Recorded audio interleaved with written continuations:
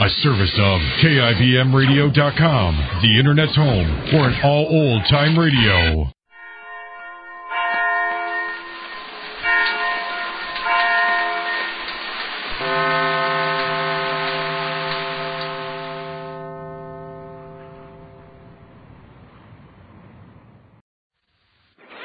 Suspense.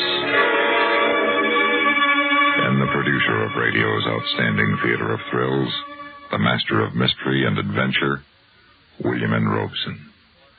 The sixth commandment is short and explicit. Thou shalt not kill. Yet there are exceptions to the rule, regrettably beyond number. A man who kills is a murderer or a hero, depending upon the circumstances. And circumstances alter cases, such as the circumstances of a people's struggle for freedom. We offer you a neat point of morality to ponder as we present Escape to Death, starring Mr. Francis Lederer. And now, Mr. Francis Lederer in Escape to Death, a tale well calculated to keep you in suspense.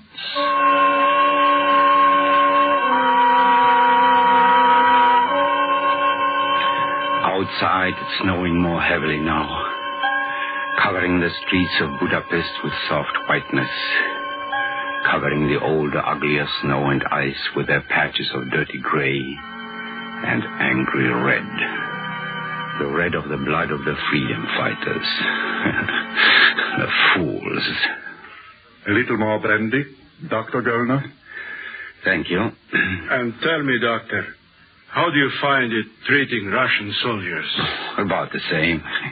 You know, the dying scream, the sick ones curse, the ones who are not so bad make eyes at my nurse.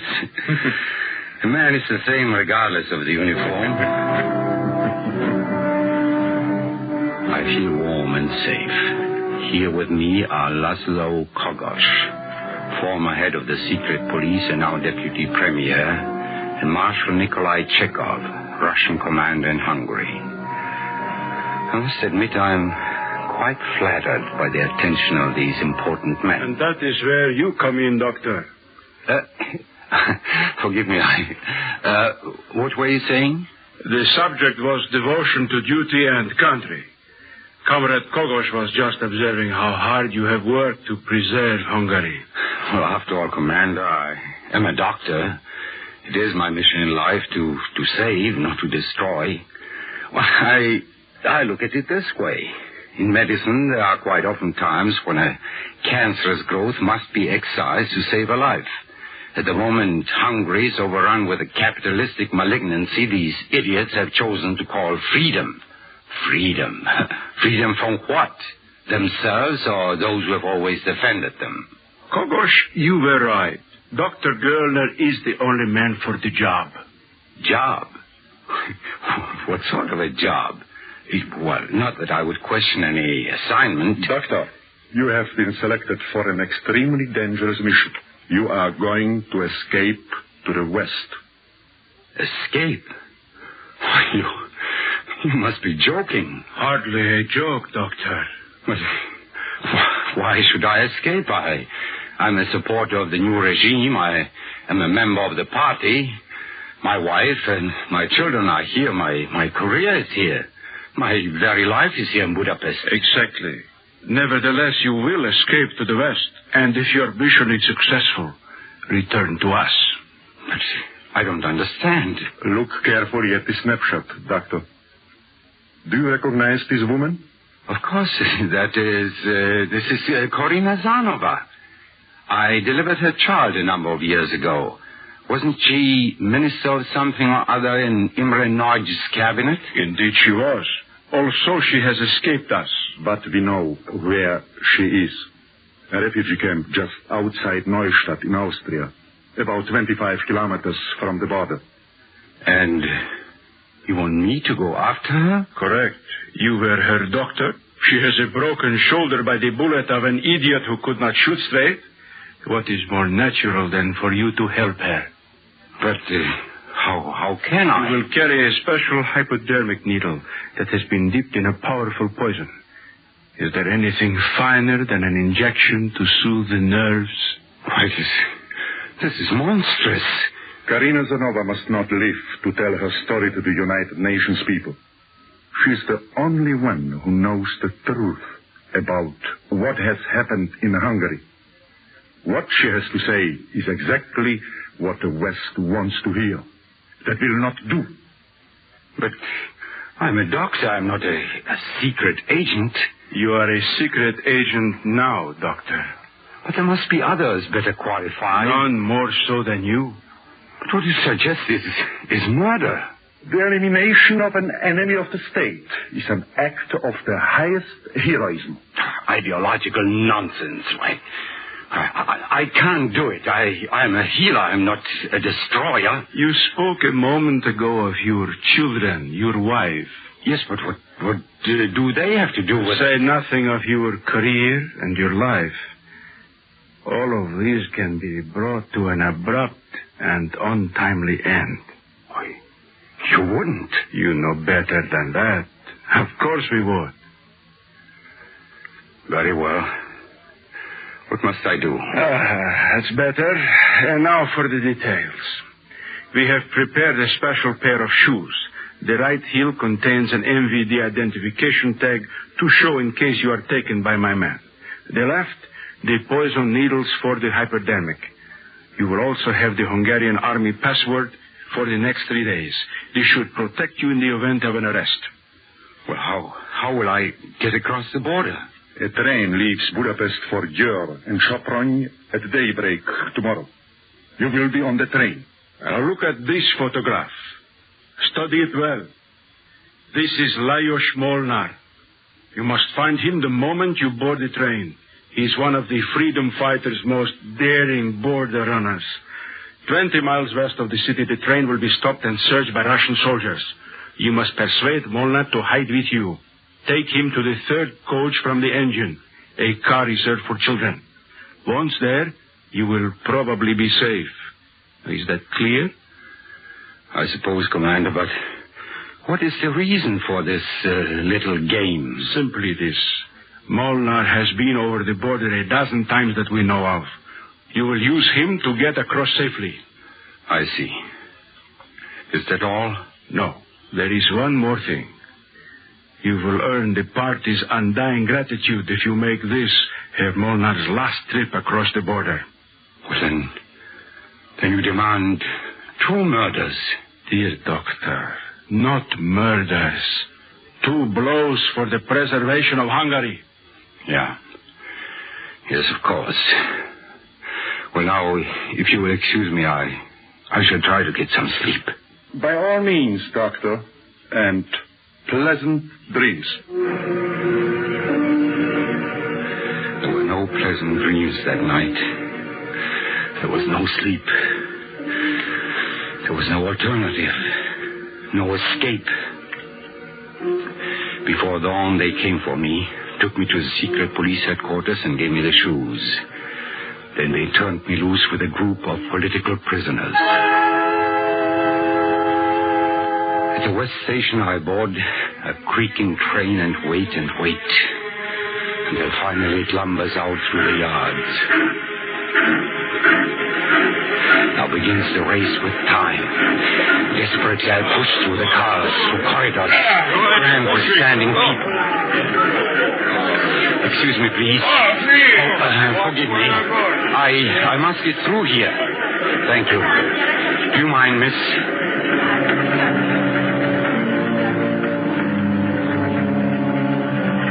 Where is this fool? I push, I shove, I twist and turn through an endless rush of packed humanity. The click of wheels singing their song of urgency.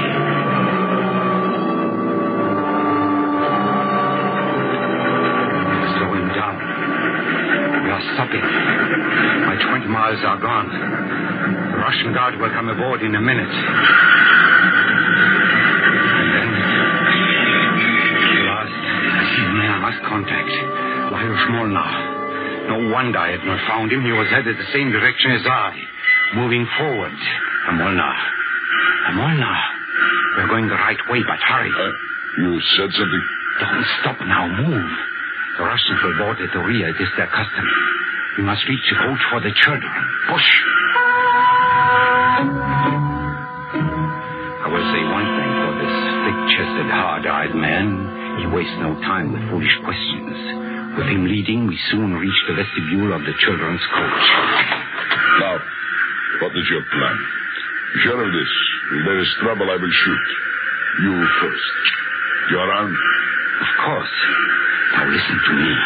We are looking for one man, Lajos Molnar. Are you trying to die? Come, we have one chance. Inside. See, down the aisle there, behind the knot of youngsters. Hurry. What are you doing? You can't stay here. How old are you, son? 8. Do you understand about the Russian soldiers and those who fight them? They killed my father. I hate them all. Good. We will hide you, son. Now you will sit on my chest. Easy. And this lad, sit across this pan. What will we do if they spot us? Shoot high, and then necks are about. That will keep the fire over the children's head. Then we must leave the coach and fight from the vestibule. Son. Yes, sir? If they see us, you boys dive at their feet and stay down. Is that clear? I will not stand for heroics. Yes, sir.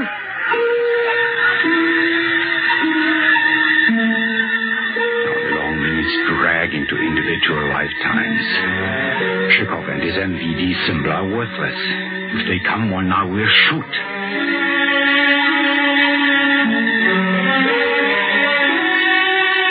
The pressing weight grows heavy on my chest as the time drags by. Now the children suddenly grow quiet. We know they are here. You there! Have you seen a big man with black hair and a brown suit? We know he came this way. There may have been another with him. Speak up! Oh, I know where they are. They are hiding. All right, speak. Where? They have gone through to the engine, 2 of them. We saw them when they passed. Good. You hear that, comrade? Let's go.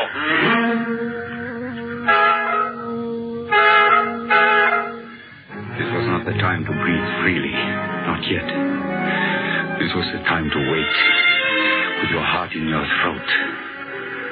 And then at last comes the sound we are praying for. The test is over. The train is moving again. All right, get off. You must wait time. Here, this is for you. Give her some, then spread it around so all will have a bite. Chocolate? Why in the world? Stolen, where else? When one is in the open, one needs energy, especially running the border. You plan to cross again? Perhaps. Come. So I had enlisted the aid of the finest blockade runner in Hungary. We weave our way through the children to the exit. Then abruptly, Molnar stops. He turns, driving the barrel of his automatic into my stomach. Now, my friend. What are you doing? Men have tried to pull this one on me before. You arranged to save my life, then learn how and where I operate. But never let it be said I was too hasty. I will give you just 30 seconds to explain how you knew my name and how you knew the Russians would board this train today.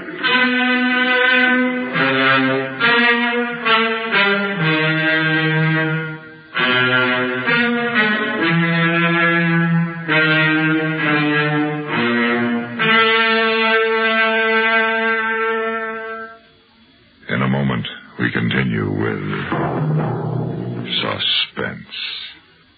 This is Johnny Baker with Communism on the Spot. One of the great things about our democracy is that anyone can disagree with what's being done by the government in Washington. Not only that, but the government itself will protect the individual's right to have his say.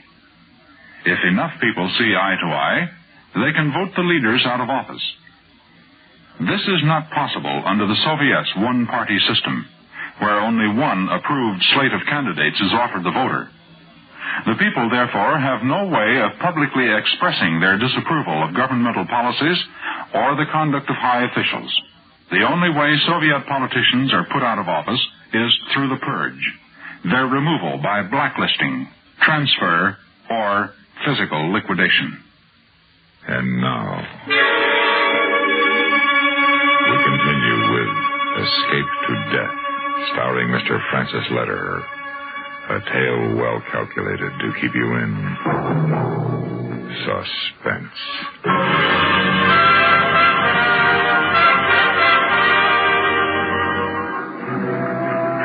Is he bluffing, this huge man who has a reputation as the best blockade runner in Hungary?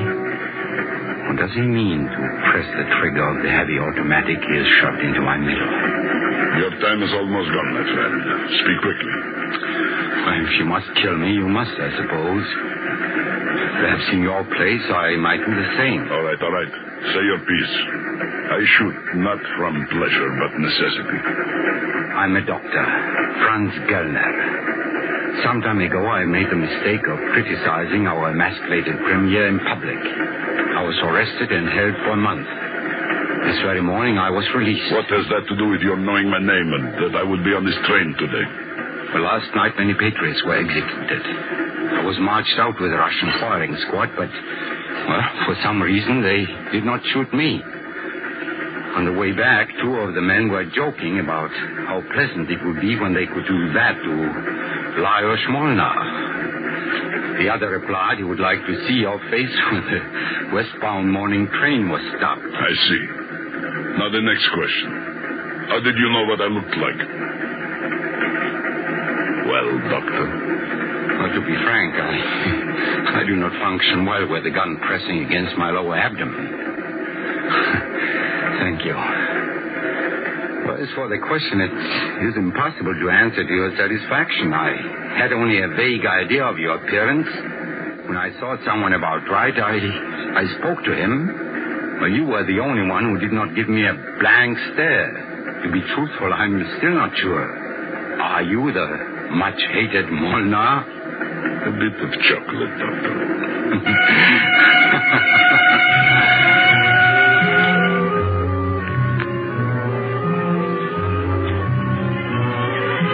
Traveled by rail only as far as Dürr. From there we bought transport to Chorna, where Molnar obtained a car of ancient vintage. Now the early darkness has descended on us. The bitter wind brings with it a light snowfall that makes it hard to see the road ahead. The old car's dim lights.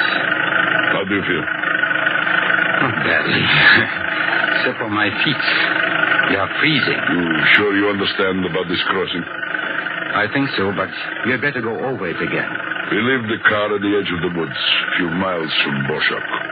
The forest extends into the Austrian border. Once there, you will surrender yourself to the Austrian border guards. They will take you to the town of Recknitz. When you have identified yourself, they will ship you up the line to a big camp outside Neustadt. Then, you're not going with me? Not for long. The Austrians and I have a working agreement. When I do not bring much, I do not stay long. But such a risk. Is it worth what you make?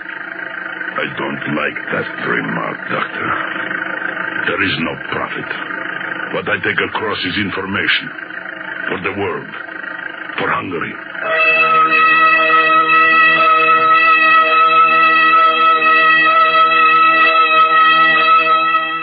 Time goes swiftly now. Eyes burn from straining to see Russian vehicles. Twice we turn off across country, driving without lights, to avoid oncoming Soviet trucks. Then we reach the wooded sector. We check our guns, leave the car, and begin the long, nerve-wracking walk to the border. Halt. Get down. Hear that? Russians? Oh, more tourists. Why can't anyone be quiet? There they go. Look at that woman run.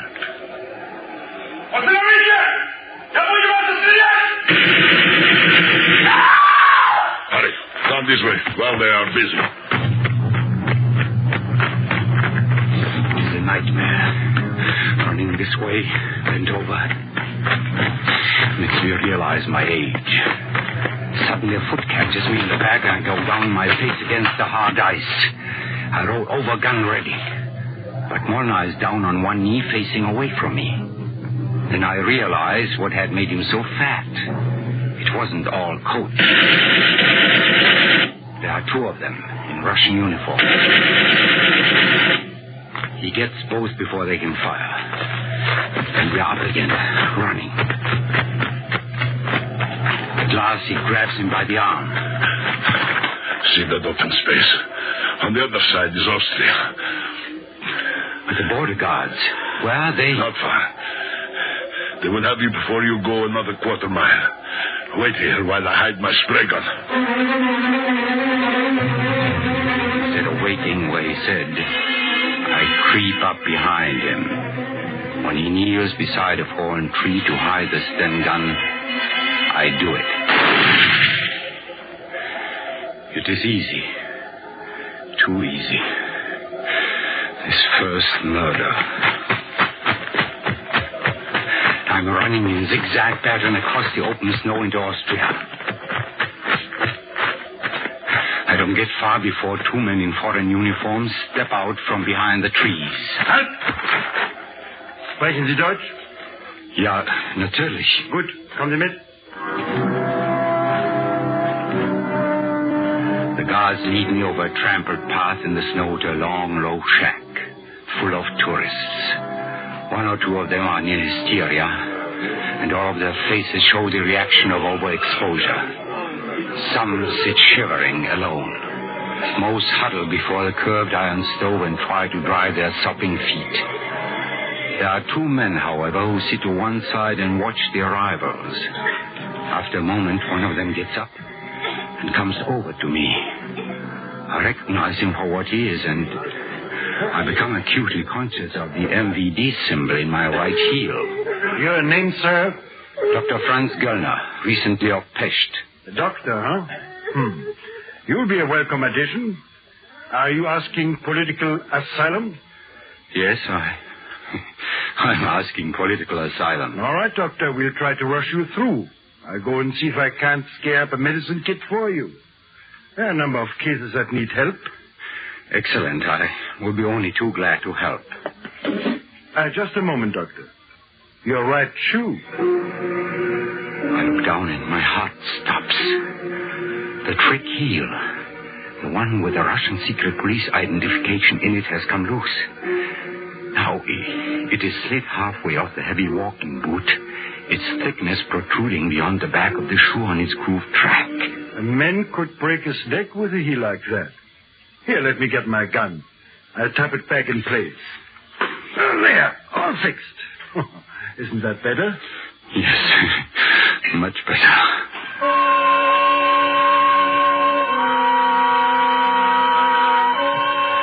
The worst is over. All it remains is to be patient until I can be moved up the highway to Neustadt. They find a medical kit for me, and I become the angel of mercy again. Repairing, mending, curing.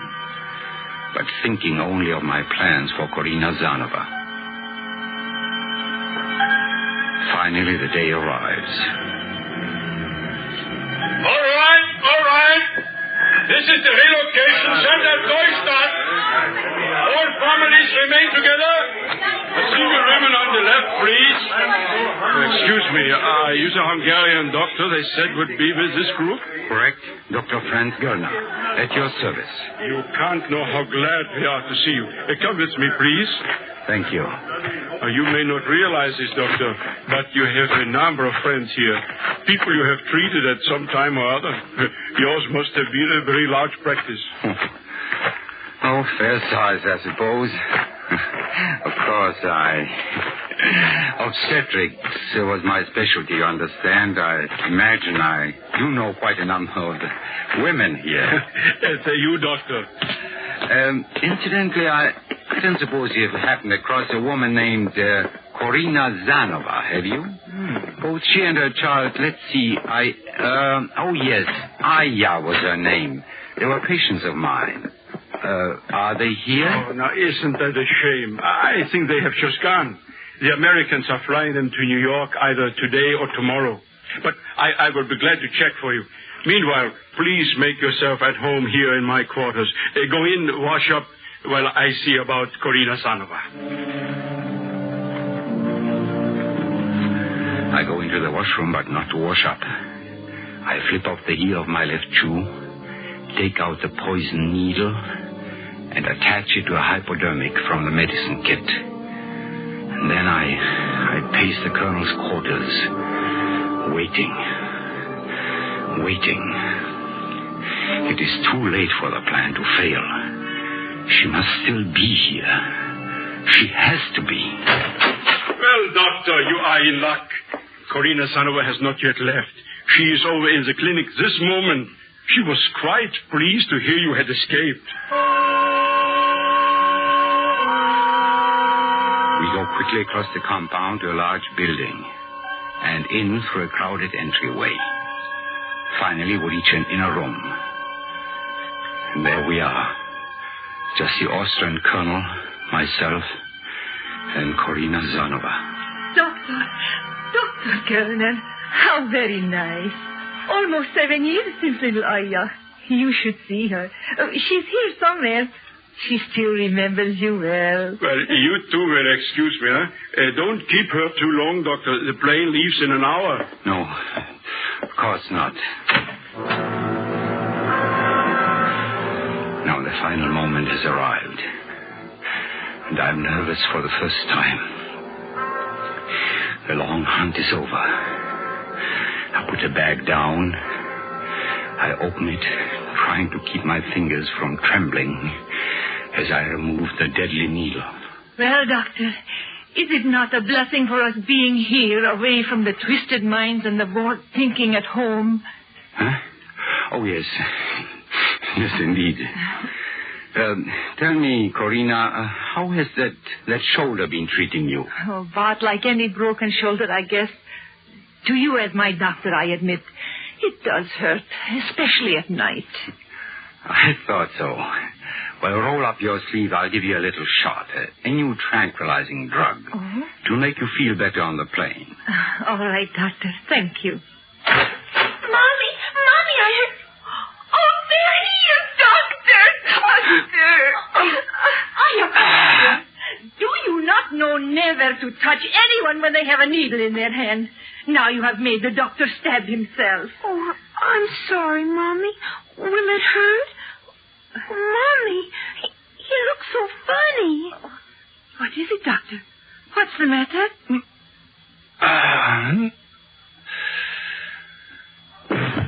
Doctor!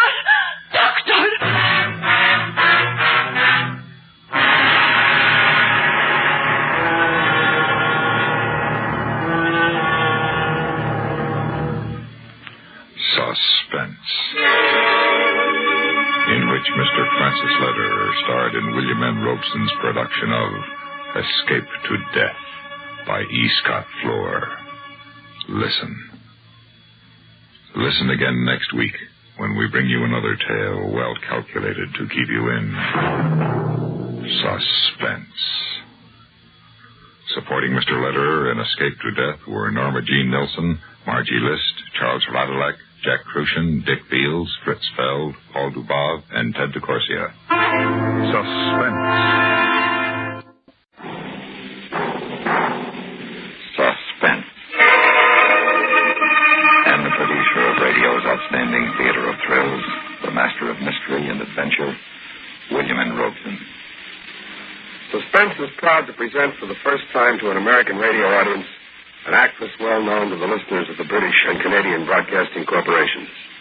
Miss Joy LaFleur has twice been named the Best Actress of the Year by the Radio Critics of Canada and has been invited this summer to play Hamlet's mother, Queen Gertrude, in the Shakespearean Festival at Stratford, Ontario. In the tale of suspense you are about to hear, she plays a quite different role.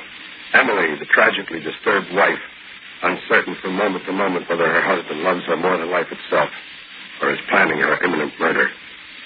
Listen, then, as Joy LaFleur stars in Celebration. Now,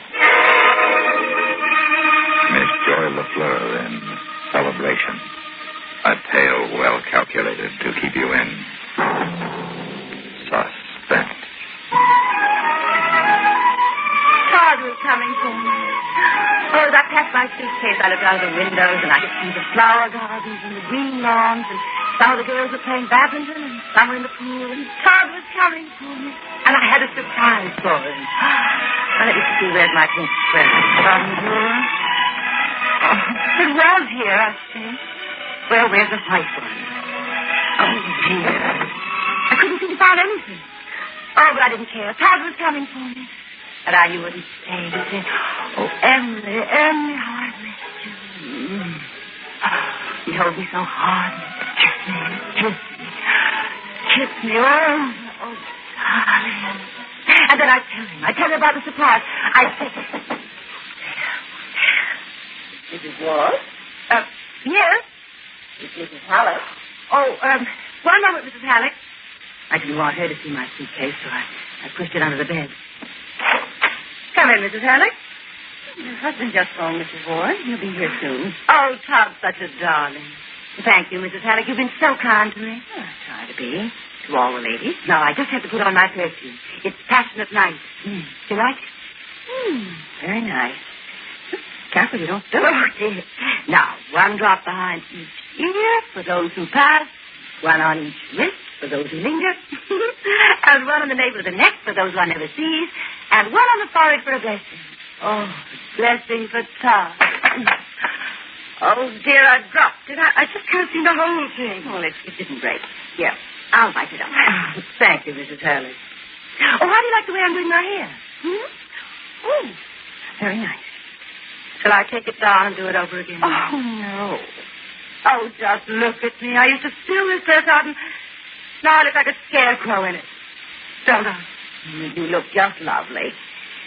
Now, you had everything, hat, glove, purse? Oh, of course. Well, you remember last time you went for a drive? Last time? When did I? Oh, never mind. Now, let's sort these things on the bed. Oh, I didn't see your suitcase. Oh, that's what I was just putting some things away. And were you planning to be away longer than for a drive and dinner? Well, I thought I wouldn't come back tonight. Oh, I'll be coming back here to the club often. I love my friends here. Nika, that girl that writes the plays, and Sadie, that newspaper woman. Oh, she's so wicked. It's so stimulating being here with all these famous women. Oh, I just wouldn't think of not coming back. Well, the change might be the thing for you now, dear. Well, that's what I thought. You see, we're not equipped to give you all the attention you should have. Oh, attention? Did you want to put this bunch of letters in your suitcase, too? Give them to me. They're Todd's letters. I couldn't keep them. Oh, Todd simply adores me, Mrs. Halleck. I'm sure he does. Look, just listen to this and you'll see. Oh, no, here it is. Darling, you are my happiness. I can't live without you. You're as necessary as the air I breathe. Todd's a poet, really. When I looked up, she was gone. She'd left when I was reading. I knew what she'd do. She'd tell Todd I dropped that perfume. I think you should understand it. I could hear her talking to someone downstairs in the lobby. I recognized Todd's voice. What was he talking about? I slipped out of my room, down the corridor to the head of the stairs, and I listened. You get her off in the place where she gets. Why, that woman, that two-faced. I hurried back to my room, and I closed the door. And a moment later, she came in and told me Todd was waiting downstairs. I didn't say a word. She helped me get ready and closed my suitcase and carried it down for me. And then there was Todd smiling and his arms outstretched. Darling. Oh, Todd. Emily. Oh, Emily, how I've missed you. Oh, I wanted to kiss you and hold you in my arms like this. No, not here, dear. Let's go. We can be alone. All right. You know, today's an important day, darling. Our 8th wedding anniversary. Why, Todd, we were married only 6 weeks ago. I never can remember the date. Never mind. We're going to celebrate. Oh, darling. Really celebrate this anniversary. We're going to all the places we used to go. The lake, that little Italian restaurant we used to like so well. Todd, I've got a surprise. Save it, dear. Till we get into the car. No, but it's... Tell me on the way to the lake.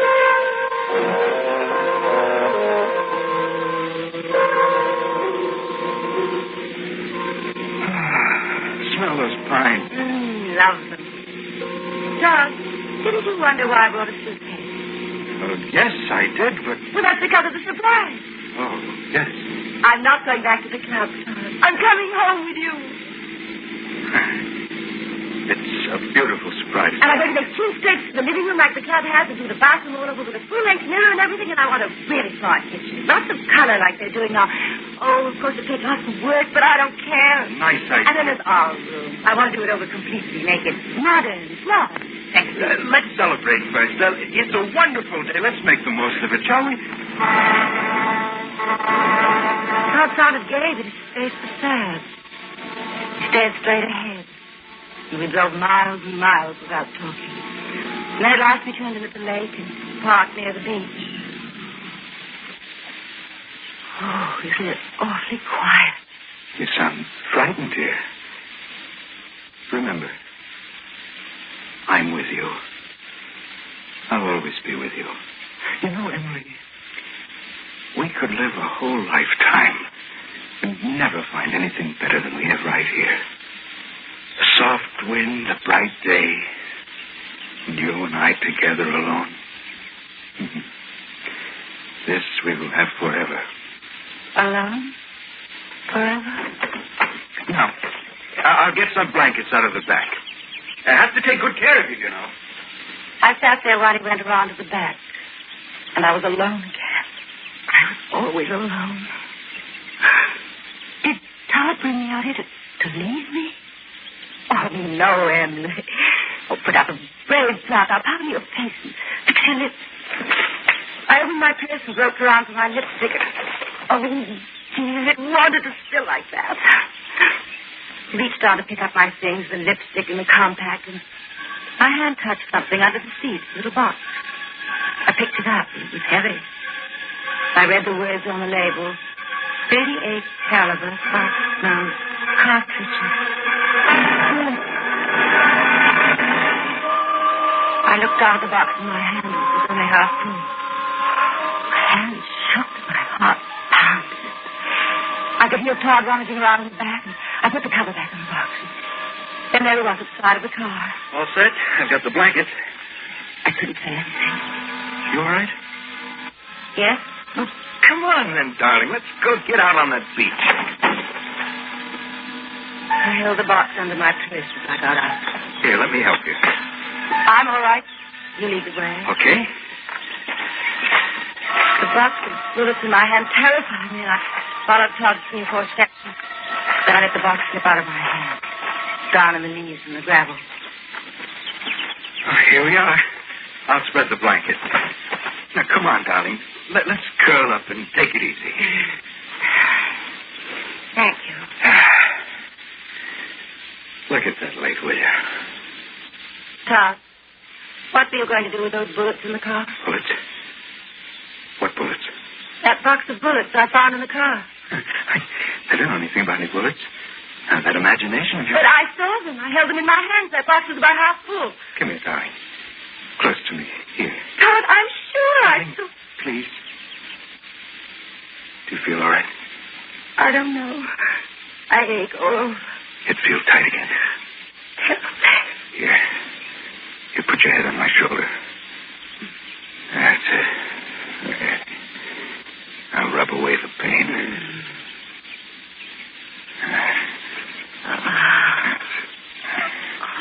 Oh, your head is... Oh! Hey, anything the matter? Where'd you come from? Well, I was just passing. Heard the lady. She's all right, just a headache. Oh. Thought she wasn't feeling well. Way she looked. She's all right.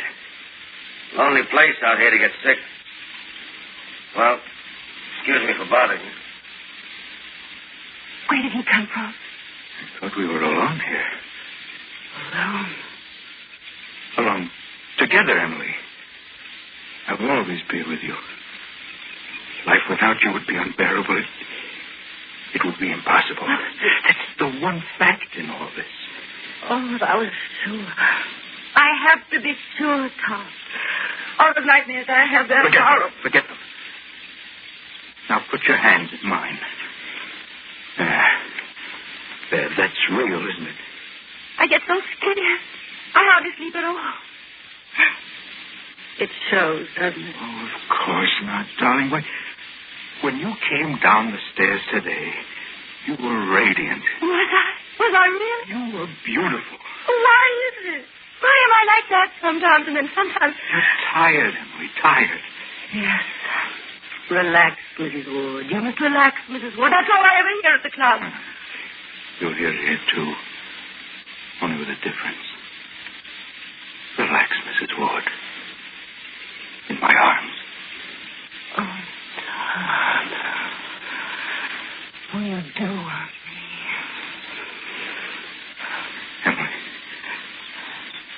Emily, in all the world, there could never be another woman like you. Never. Oh, I dream of it. I live for it. Yes. Emily, listen to me. No, Tom, please. Darling, it isn't good for you. I don't care. But the doctor said... What doctor? You know, when you went to see the doctor. But that was ages ago. You all talk behind my back, so I can't hear what you say. You and Mrs. Howard. I just asked her how you were. You must believe I love you, Emily. Oh, I do. I do. Darling. Oh, I'm so happy, Tom. So am I. Look. Over there's where we built the sand castle, remember? And the waves melted it. Oh, this pretty one at last. Oh, the shells. Oh, Todd, that was the day when I was caught in the undertow. But I rescued you. But not until I called and you didn't hear, and I was sinking down deep, and everything was a blast. But you've forgotten how it was. I was asleep on the raft, but I heard you. I called to you. Why, I was there in less No, than a I minute. dream about it. I'm sinking down in the black and you're not there. Emily. How could you leave me? I'll be with you always, Emily, Oh, always. let's get away from here, Todd. I don't like the lake anymore. It's so bare, so alone. Emily, it's a perfect place. No, let's go to town. Let's go to that Italian place, Giorgio's. You said we'd go to all the places and celebrate, and there'll be lots of people around. And, yes, it'll be fun, and we can have dinner at Giorgio's. It'll be crowded, Emily. No. Oh, You lose this? What? This box of bullets. Bullets? Yeah. Found them in the sand just a few steps from your car. But maybe you dropped them. Yes, I got them. Those are the bullets I found in the car, Todd. The very same one. Is the box half full? Yeah, about half full. 38 caliber soft-nosed cartridge, it says on the box. Well, I bet I know. I let Ernie take the car. Ernie? Yes. He's got me for target practice. Ernie? Who's he? Why, he's... Maybe he got them for you. Yeah, I figured they were yours. Looked like they just been dropped beside your car up there. Well, thanks. Come on, Emily. If dinner at Giorgio's will make you happy, then it's dinner at Giorgio's.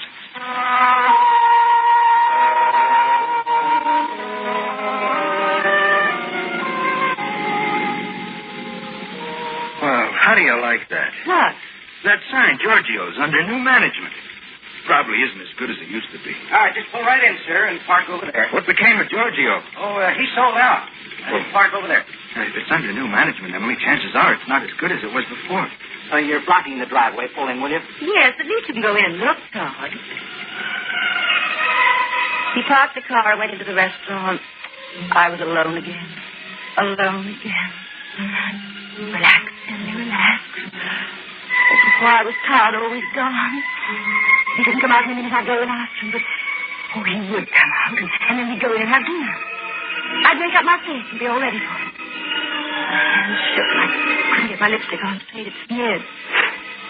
What I needed was a cigarette. I opened the glove compartment. Map, flashlight, glove. Oh, no cigarette. But there was an envelope. I pulled it out. It was addressed to Todd at his office, now at prison. I unfolded the letter. Dear Mr. Ward, Dr. Tennant today confirmed what we have felt for some time concerning Mrs. Ward.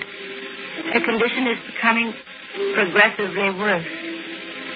Since we are not equipped here at the rest home to provide care for manic depressive patients, we should appreciate your making other arrangements for her at your earliest possible convenience. Sincerely, Bertha Howard.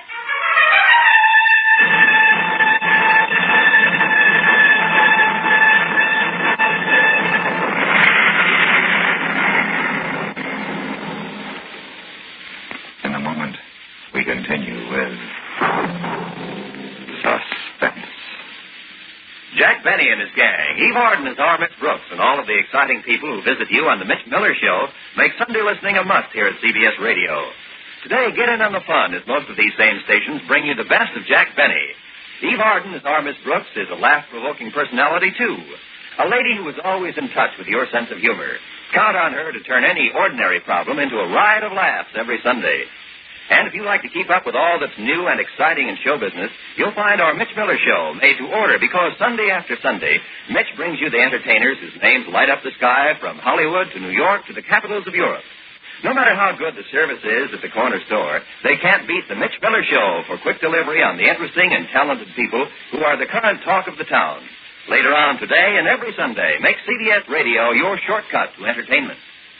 And now, we continue with Celebration, starring Miss Joy LaFleur. A tale well calculated to keep you in suspense.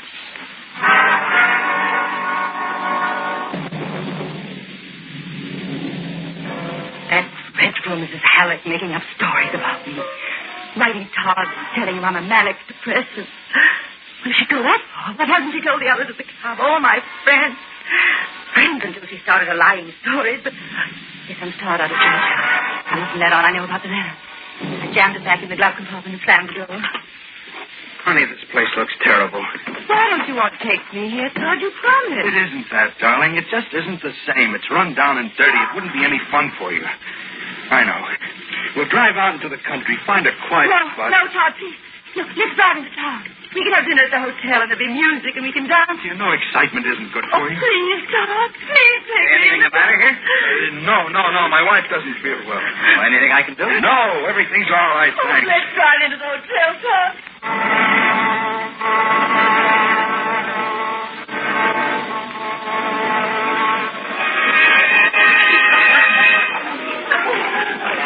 Here. Let's drink to us, dear. To us? Oh, Todd, you really mean it? More than anything else in the world. Now, what would you like to eat? What's on the menu? Oh, lots of good things. Roast beef, southern fried chicken, lobster thermidor. Waiter. Yes, sir. We'll order now. Yes, sir. What would you like, darling? I'll have the southern fried chicken. Good. Oh, sorry. I'm afraid the chicken is all gone. Oh, and that's the one thing I want. Southern fried chicken and everything that goes with it. I'm sorry. Would you try? Maybe there's just one order left. Please. I'll see what I can do. For you, sir? Lobster thermidor. Yes, sir. Todd, they're playing a rumba. Would you like to dance? Oh, yes. Come on.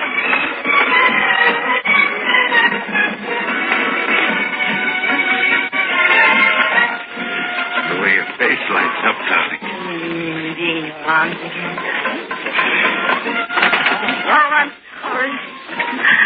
Oh, Todd, I've forgotten how to dance. Just relax. Follow me. Oh, excuse me, please. Pardon me. The music was right. As long as everybody's about you do it. Maybe we better go back to our table. Yes, let's. I hate that.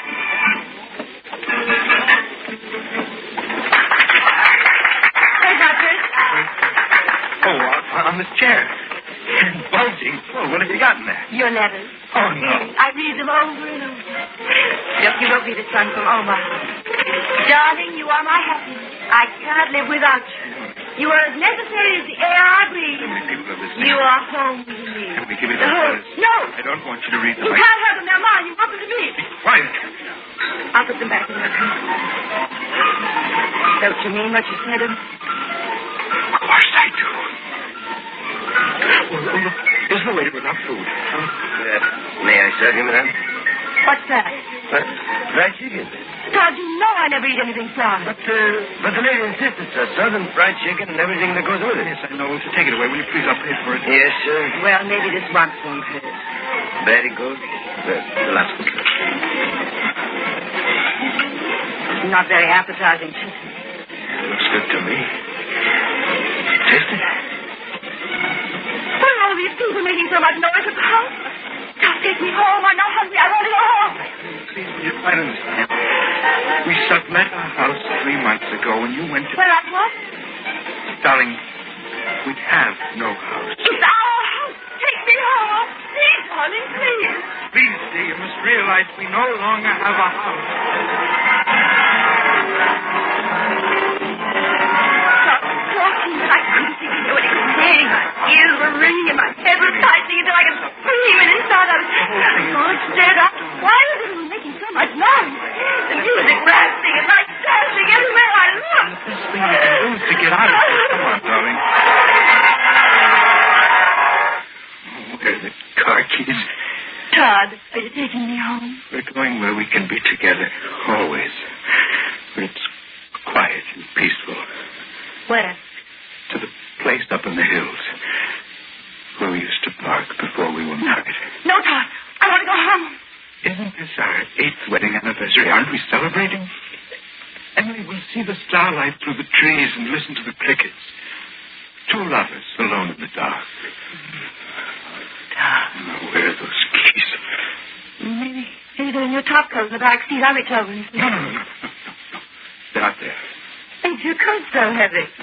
Oh, something dropped out of it. A revolver. Leave it there.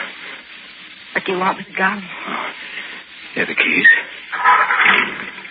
Todd, were those bullets for that gun? You've got to trust me, Emily.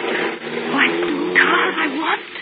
But I found those bullets and then that letter from Mrs. Halleck. What letter? Oh, that double bitch. Pretending to be nice to me and then writing like that to you and you pretend. Emily, try not to get so excited. I don't feel Try. You said they were Ernie. Who's Ernie? Ernie's a fellow I met. You have to remember, Emily. You've been gone a long time. And it's about Ernie, too? Half an hour ago. I told you I loved you. Remember? Yes, I know you did. Well, I do. I love you more than anything in the world.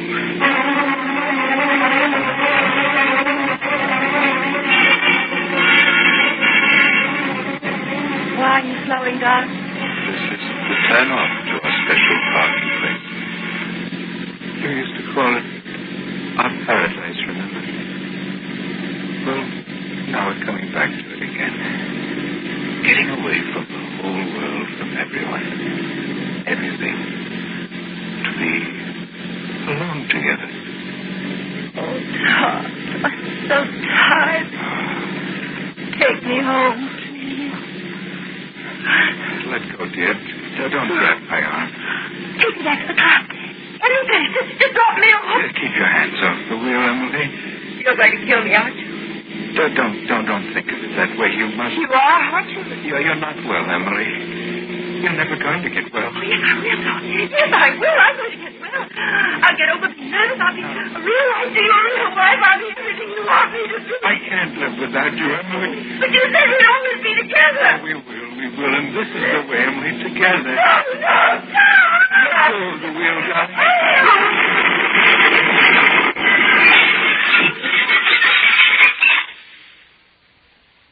Got it all down, Sergeant? Yes, sir. Every word of it. Now, Mrs. Ward, do you remember anything else? No.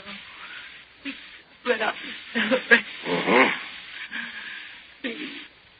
Please let me see Todd now. Mr. Ward, your husband is gone. Gone? Where did he go? Your husband is dead. Dead?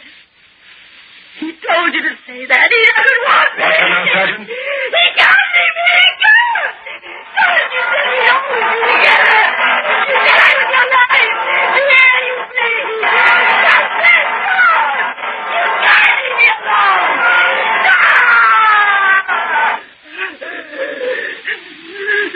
Sergeant, yes, give me a hand here. Tighten up those straps.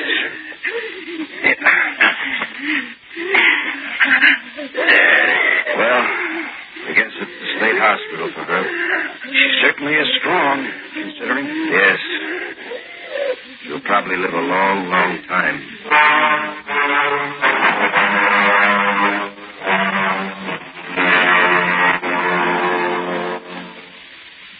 Suspense. In which Miss Joy LaFleur starred in William and Robeson's production of Celebration by Phyllis Parker and Arnold Marquis. Listen. Listen again next week when we bring you another tale well calculated to keep you in suspense. Supporting Miss LaFleur in celebration were Irene Tedrow, Shepard Mencken, Joe DeSantis, and Jack Moyles. America listens most to the CBS radio. Suspense. And the producer of radio's outstanding theater of thrills, the master of mystery and adventure, William N. Robeson. The story you were about to hear is a true story, a war story. It happened only 14 years ago, but already it seems a little dated, almost quaint, in these days of an ever bigger and bigger bomb. But it wasn't quaint to the men who lived through it or died during it. For no matter how huge and lethal our weapons become, our real strength lies in men. The men of Bataan and Normandy, of the Argonne and Seoul. The men who today stand constant guard upon our far-flung ramparts. The men of the armed forces of the United States of America. To them, this historical footnote is dedicated. Tarawa Was Tough, starring Mr. John Lund. Now, John Lund stars in Tarawa Was Tough, a tale well calculated to keep you in suspense. This is the way it was when they went island hopping. This is the way it was at Tarawa. But you can call it Kwajalein or Macon or Namur or Los Negros. This is how they fought a war where it's tomorrow tonight.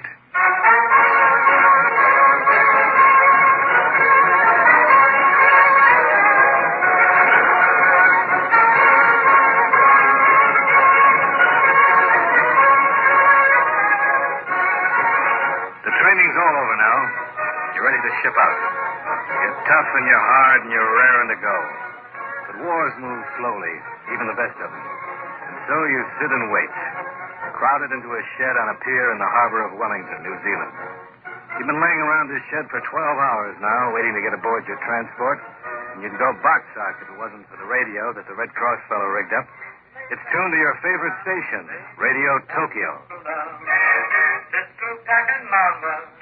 Hey, what a tune, huh? What a tune. Can you imagine what Sinatra will do to that? Sinatra would murder it. Listen to Bing. Bing, Bing. You're getting old, Russ. Sinatra's a kid nowadays. Well, I reckon Boyce is right, Les. We've been out of the States too long. There's a whole new generation grew up since Pearl Harbor. Like these two boots. Can I help it if I was born later than you? Oh, something I wished I was born even later. Shorty, what did I ever do down in the canal to get a boot like Odie assigned to my squad? You shouldn't have let your squad get cut up so bad at the tenor room. Hey, look out what you're saying, Shorty. Les is the best sergeant in the whole Marine. Now, Odie, just keep your coveralls on. I was at the tenor room myself. I know all about how Les got those ribbons. Yeah?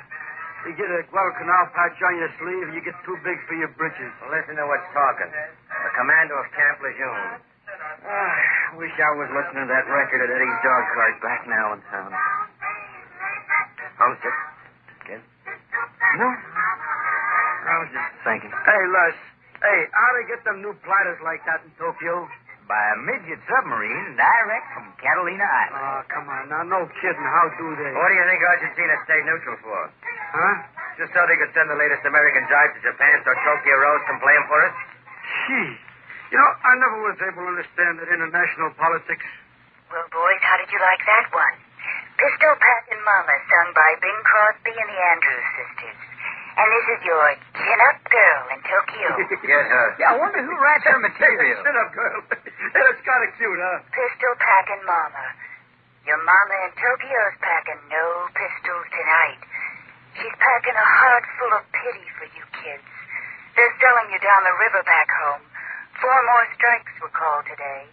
Doesn't look like you boys are going to get those planes and ships they promised you. Oh, well, You guys aren't like that all the time. You get used to it. Too bad, you boys. All of you couldn't be back home tonight where you really needed, protecting those near and dear to you. And now I have a special word for the brave Marines down in New Zealand. Hey, that's us. You boys are waiting now for transport. You don't know yet where you're going, but I do. You will sail in the morning to attack the Gilbert Islands in the Central Pacific. But you'll never get there. We're waiting for you with hundreds of submarines. I'm sorry for you boys, none of you will ever see land again. And now a recording which seems appropriate to the occasion. Asleep in the deep. Oh, how do you like that? Hey, how's she know where we're going? Moise, you remind me of that tired old gag about the guy who reads a sign on the door that says, "Keep out, this means you." And he asked, how did they know I was coming? Very funny, huh? Sure, that's just a lucky guess. Nobody's known that. In case you boys waiting on the piers in Wellington think I was kidding. Huh? She means us. In case you think I don't know what I'm talking about, the time is now 5 minutes after 8. If you'll look out the window at the clock in the Customs House Tower down there in Wellington, New Zealand, you'll discover that it stopped 20 minutes ago at exactly 7:45. What? Moise, huh? Take a gander out of that window, will you? Yeah. Hey, yeah, she's right. Hey, the hands are putting 7:45. My watch says 8:05. There you see, boys. Don't ever doubt your Tokyo chin-up girl again. Chins up, and bon voyage.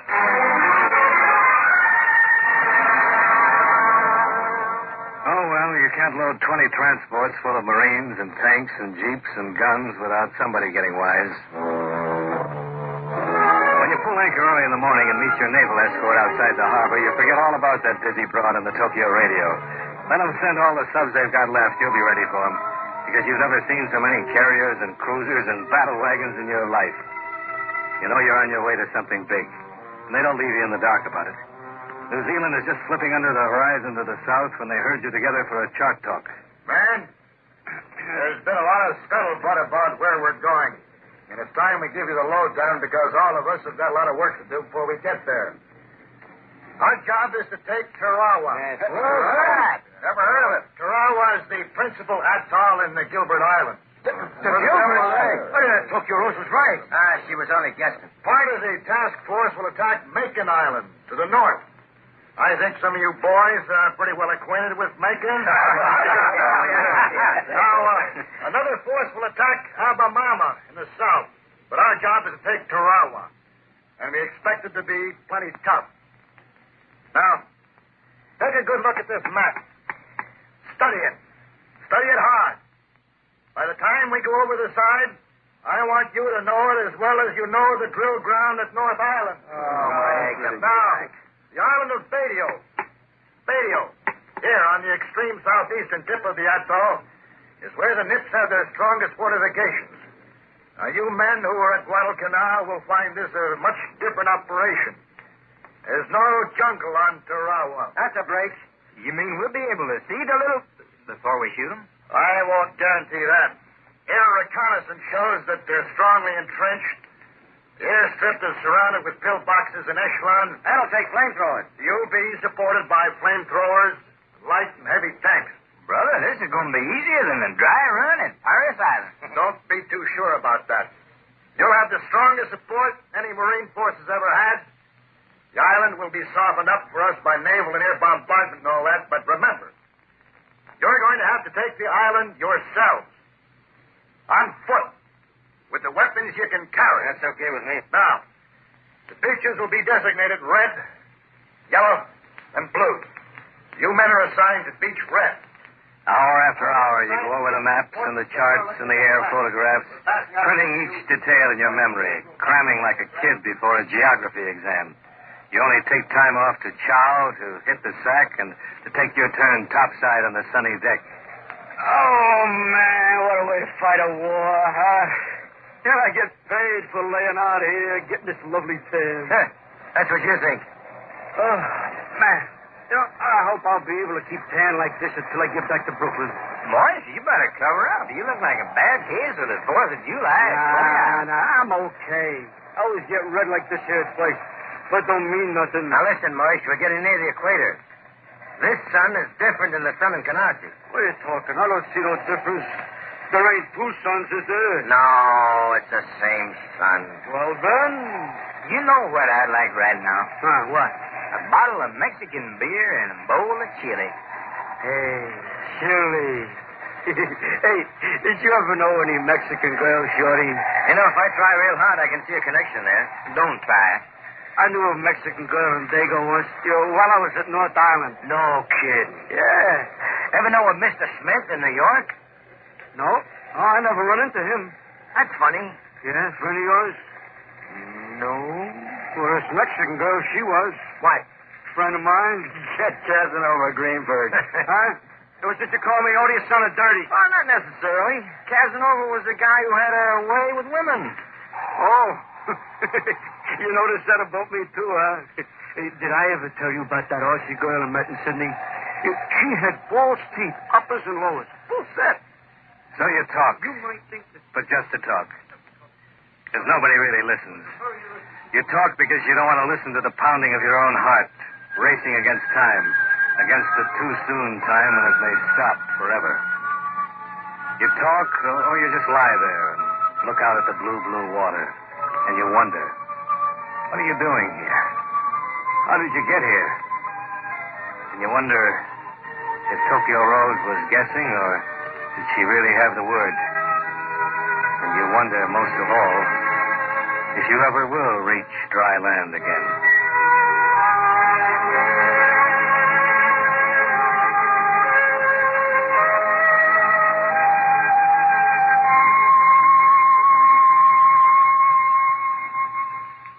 In a moment, we continue with Suspense.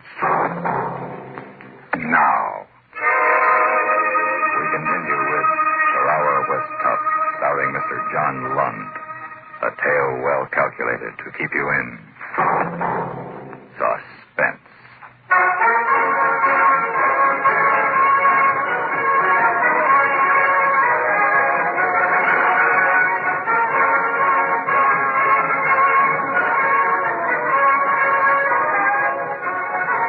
There are 2,000 Marines aboard this transport, and below decks it isn't exactly a cruise ship. The bunks are stacked 4 deep. There isn't any headroom. You have to slip in sideways. Your gear hangs on the steel upright. Your netting-covered tin hat swings slowly with the motion of the ship. It's hot down here, and it stinks. It stinks of the sweat and cigarette smoke of hundreds of men. But you're not noticing any of this now. You're lying on your bunk with Moish up above you and Shorty below, studying that map of Tarawa. I sure wish we were going into beach yellow instead of beach red. Why? Well, beach red's next to that pier.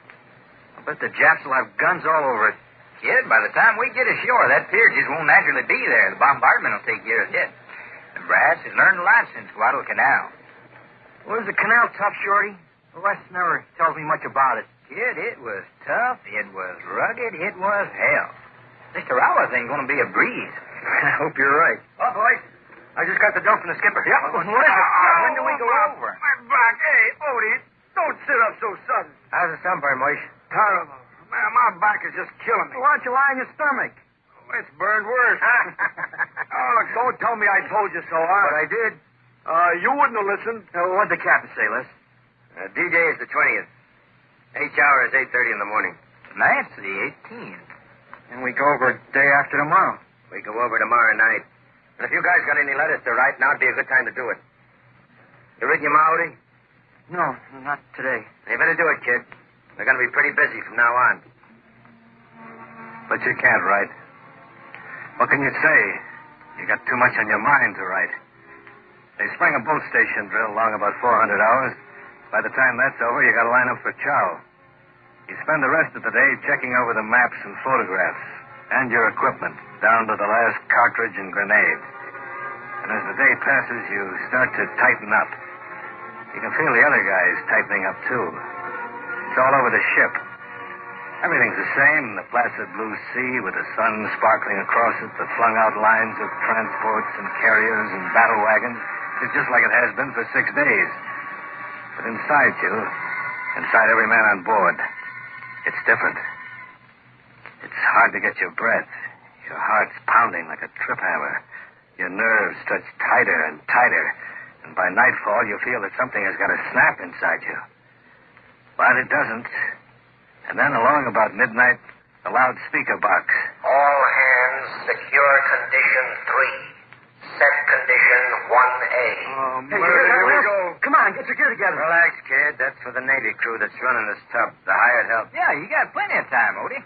That's the most you got of anything in a war. Time. Yeah, but maybe they changed the plan and we're going in earlier, huh? Now, you know the Admiral wouldn't go and do anything like that without consulting you, Moish. Odie, did you write your mind tonight?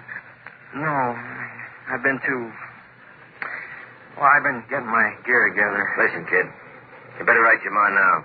Still got time. I don't know what to tell her. Tell her you're having a wonderful time.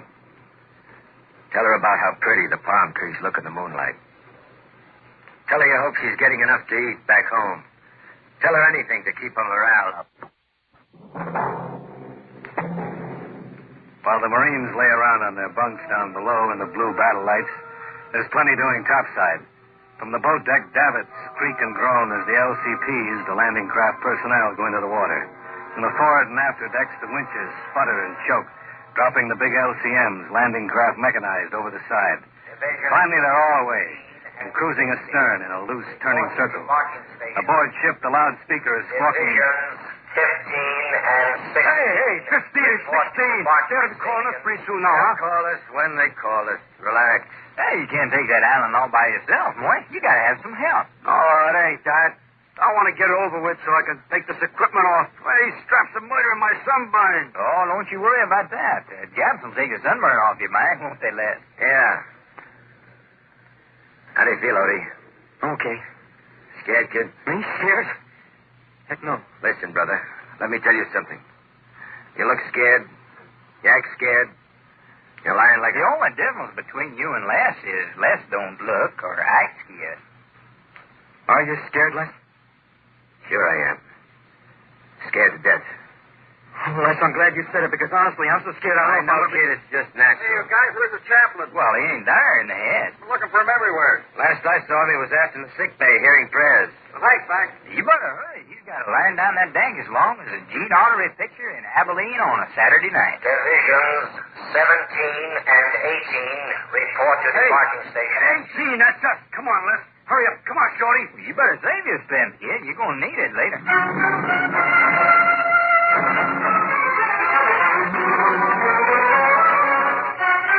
crouching in the landing bars now.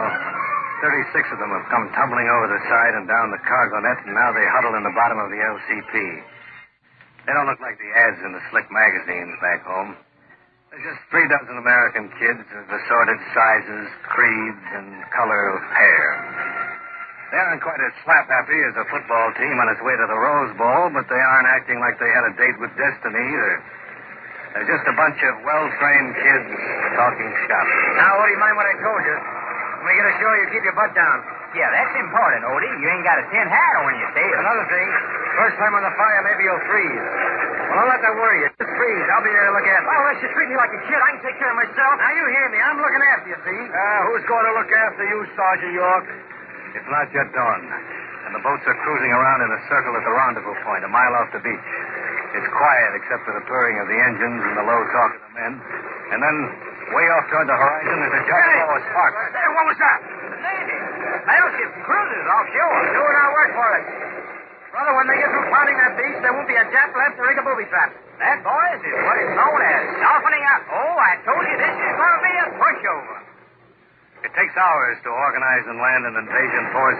You don't rush off toward the beach at top speed yelling gung-ho. You wait. You circle and wait while the big guns of the Navy pound the 800-yard wide island of Batio. And then the sun bounces up out of the ocean off toward Hawaii, and it's daylight and hot. And still you wait, circling slowly. And when the battle wagons leave off, the dive bombers take over, swarming up from the flat decks of a dozen carriers hidden behind the horizon, roaring down on the Japanese gun positions, crumbling the pillboxes, pulverizing the concrete ramparts in the most intensive air bombardment in history. For you, crouching mouth agape offshore in the LCP, it looks as though nothing could remain alive under that murderous fire. It's getting close to 8 hours now. You hit the flash from the flagship, and the circle breaks up, and the boats fan out, heading for Beach Red. But you don't go in full throttle. You squeeze in, slowly, feeling for a safe channel through the treacherous coral reefs, praying the high tide will hold its promised 4.5 feet of water till you can unload these kids on the page of a history book. You You peel your eyeballs, searching the coral formations beneath the rippling green water. And then, suddenly something changed. Something is not quite the same. And then you get it. It's quiet. The Navy guns have ceased firing. The Navy planes have let up. So the men can go in. It's 8 hour. And no sound comes from Bejo. Not a single rifle barks a challenge to your coming. How you doing, kid? Okay. Look at that. Not a peep out of them and only a couple of 100 yards to go. What's that? We run aground. Yeah, you've run aground. You can back away all right, but you can't go forward. Your bottom's crunching coral. This is the end of the line. Oh, ramp. Oh, here we go. Okay, boys, get on your overshoes. Where does we go? How do you like that? There might be a reach from Red Beach and return. Golly, some snafu. All right, boys, over you go. And keep those rifles out of the water. All right, Charlie. All right. Come on, let's go.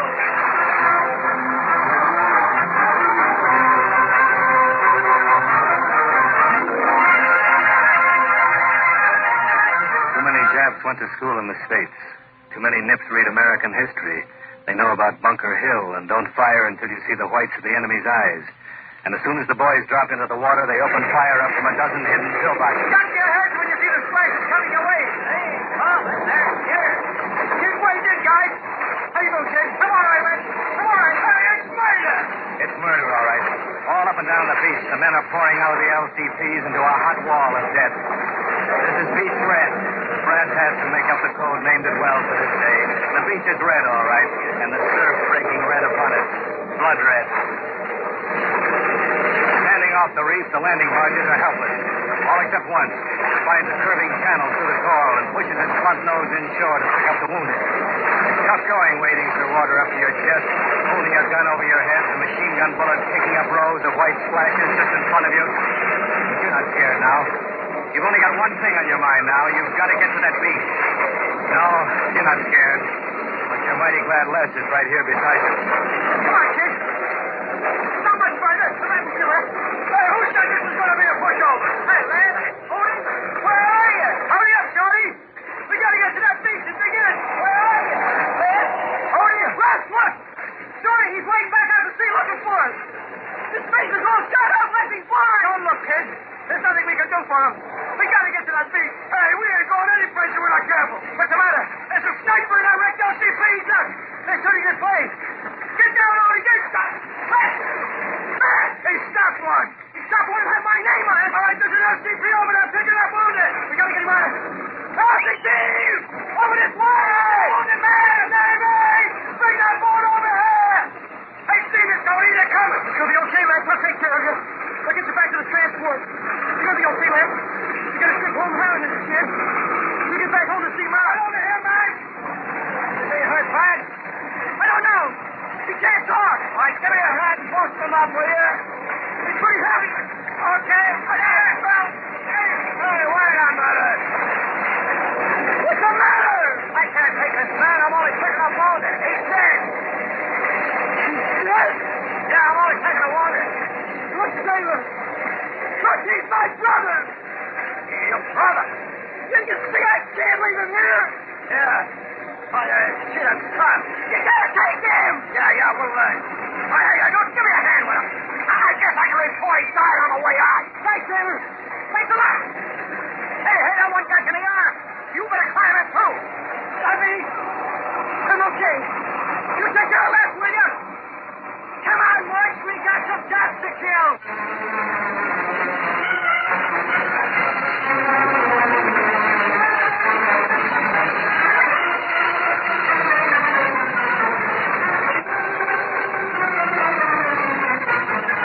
Yes, Tarawa was tough.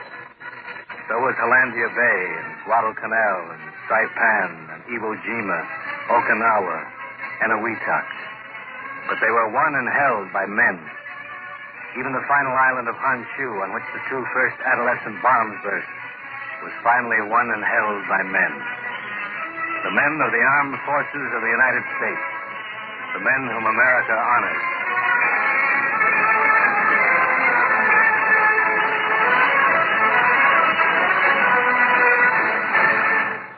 Suspense, in which Mr. John Lund starred starred in Tarawa Was Rough. Written, produced, and directed by William N. Robeson. Listen. Listen again next week when we bring you another tale well calculated to keep you in suspense. Supporting Mr. Lund in Tarawa Was Rough were Ellen Morgan, Jack Crucian, Dick Crenna, Joe DeSantis, Robert Easton, John Daner, Larry Thor, and Lou Krugman. Suspense has come to you through the worldwide facilities of the United States Armed Forces Radio and Television Service. And now, Miss Agnes Moorehead in Death and Miss Turner. A tale well calculated to keep you in suspense.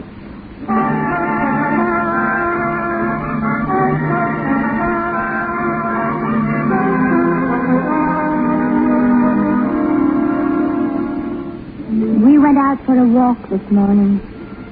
I was dead, and I went out for a walk. Miss Briggs went with me. It was her idea. I wouldn't have particularly thought of it.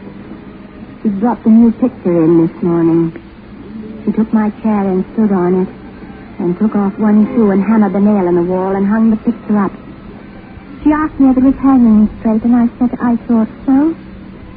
Then she said, well? And she took off her glasses and gave me a little inquiring expression. She always does that after she's done something for me. She wants my approval. So I looked at the picture hanging there, and I smiled, and I said, it's lovely. The plain black frame. Yes, you're right. That's just the right frame for it. There are some other pictures downstairs we could have framed if you like. There would be a lot of trouble, wouldn't it? Not a bit. I think I could sleep some more. There's a headache just hovering over me. And I want to wait until it gets me. Of course, you finish your nap. You know what might be nice, though, later on? To go for a stroll in the park. Go out to dinner and have lunch somewhere nice. Like 96 Piccadilly or Claridge's. How about it, Rachel?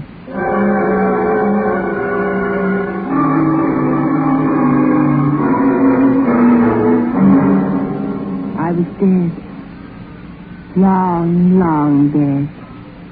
And I went out for a walk. My name is Rachel. Yes, there can't be any doubt about that, no.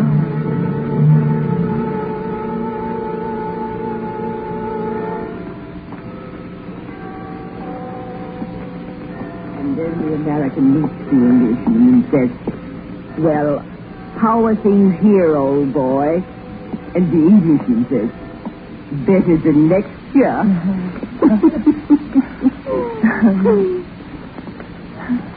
Are you getting tired, dear? Seen enough of London for one day? Oh, no. I'm enjoying this so very much. As long as we don't walk too far. Oh, we're not, are we? No, it's lovely. How long have you been in London, Rachel? You know I can't tell you that, Miss Briggs. Of course. I've forgotten. You're just hoping that I just might let something sort of slip accidentally. Aren't you, Miss Briggs? Yes, I guess so.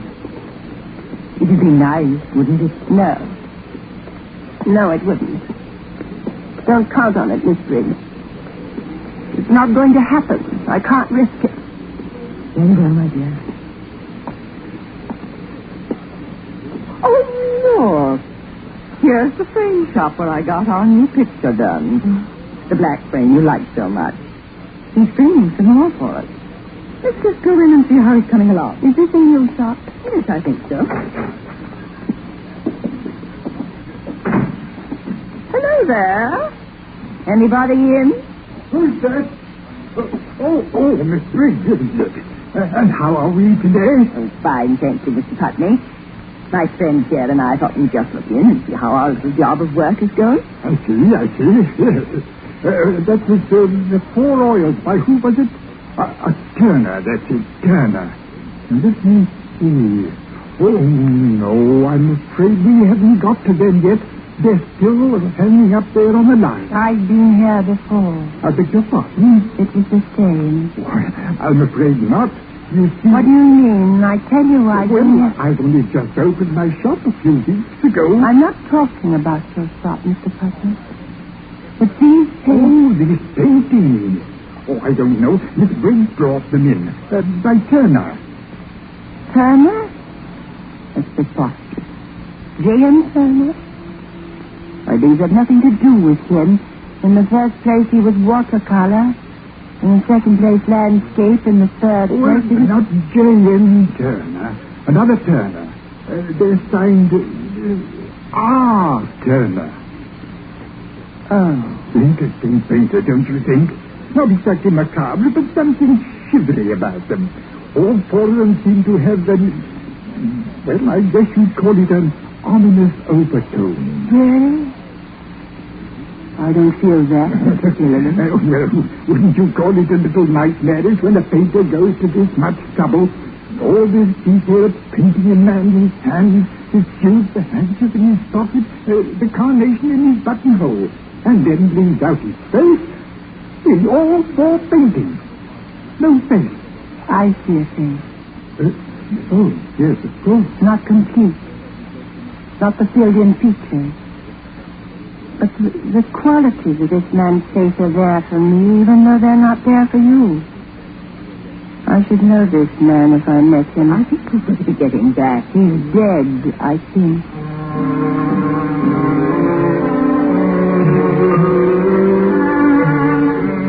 We rode back in a taxi, Miss Briggs and I. She had a bundle which Mr. Putney said she'd ordered or something. I wasn't listening to them.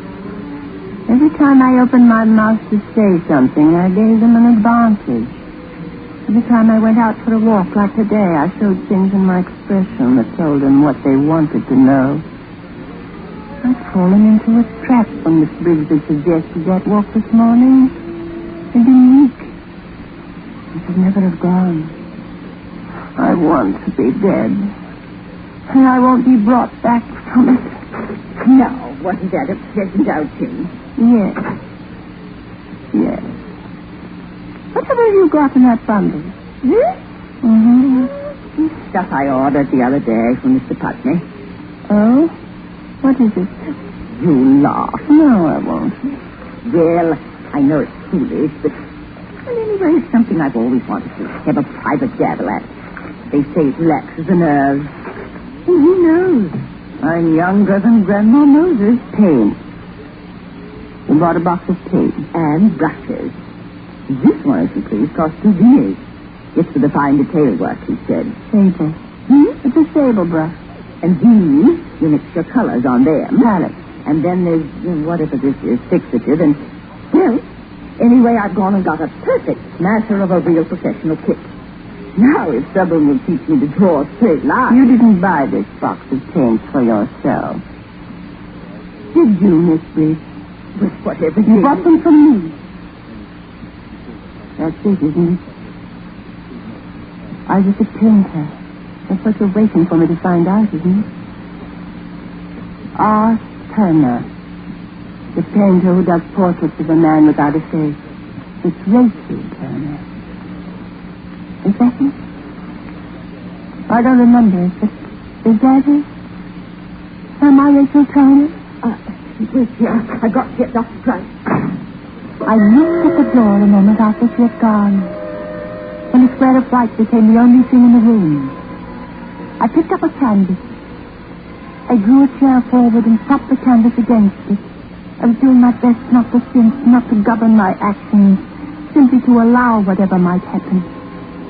My hand was tearing away the cellophane wrapper from the charcoal. I leaned over the square of white propped there on the chair. And like plunging a dagger into a white body, I invaded the purity of the canvas with a bold and perfectly symmetrical oval in black. Done with one stroke. The charcoal fell from my hand. Now the oils were spurting onto the palette. The sable brush, stabbing into the colors, blending them, testing the mixture. Perfect flesh tone.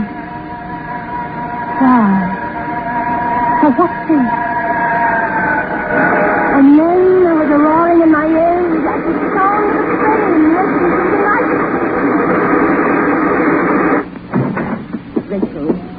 Here's the doctor. The doctor? Well, we meet at last. I mean to say, we meet as people meet in a drawing room. A cocktail party, perhaps, where the hostess hasn't had time to introduce us all round, and we find ourselves, you and I, elbow to elbow at the punch bowl. In this moment, you smile to me as I hand you your glass, and I say, my name is Christ. I'm Rachel Turner. I'm a painter. Who are you?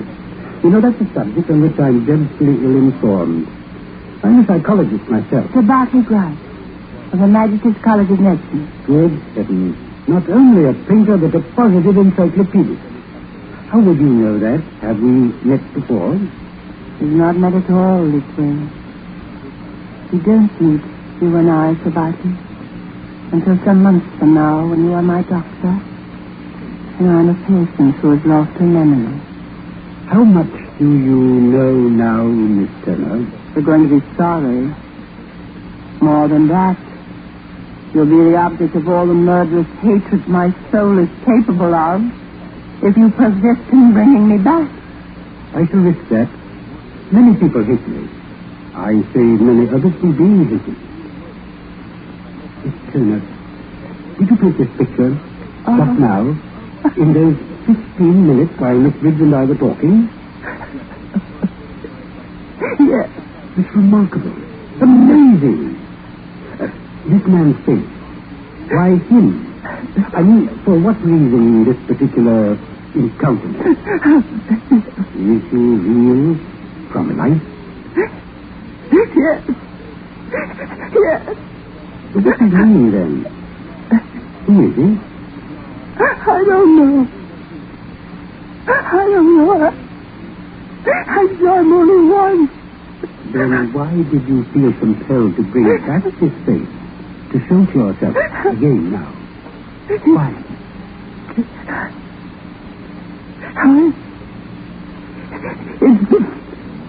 It's the face of the man I murdered.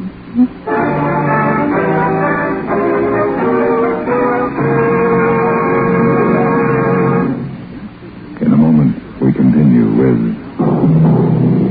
Suspense. We continue with Daeth and Miss Turner, starring Miss Agnes Moorehead. A tale well calculated to keep you in suspense.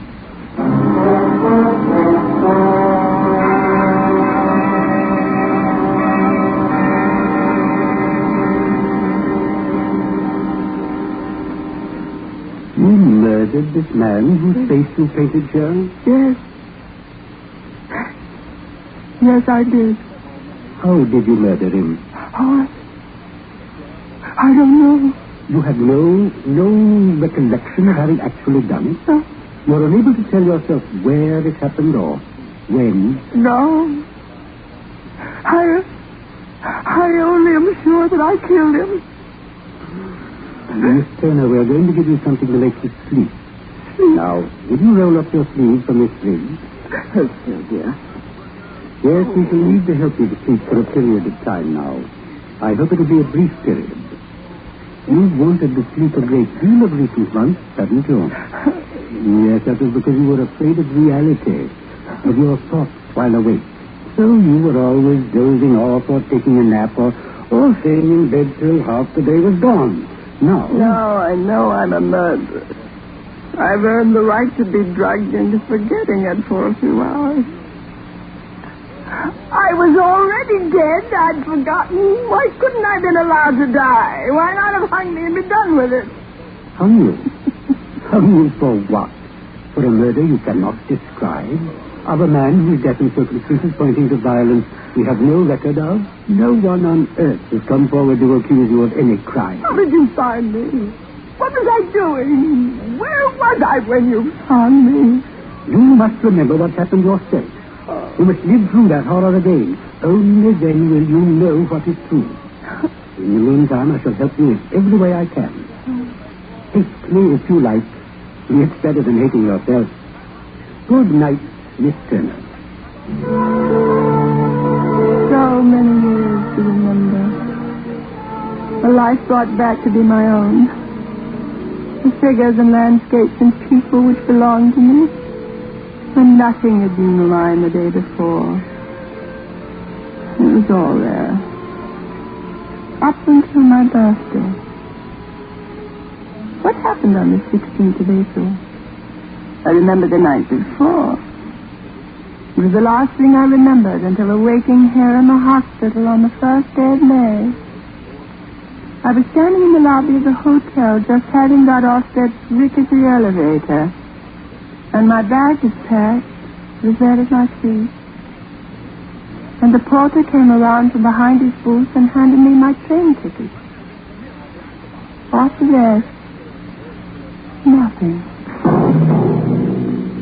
Black. White. Piano. Tune. Train. Chief. Barrister. Solicitor. Pallet. Paint. Porter. Ticket.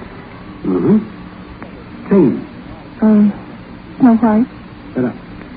I beg your pardon? Snow White. He has that long train with the dwarf carrier. Oh, yes. Quite right. Blood. Red. Train. A saw. Miss Turner, have you noticed anything about your response to this word? Which word, Doctor? The word train.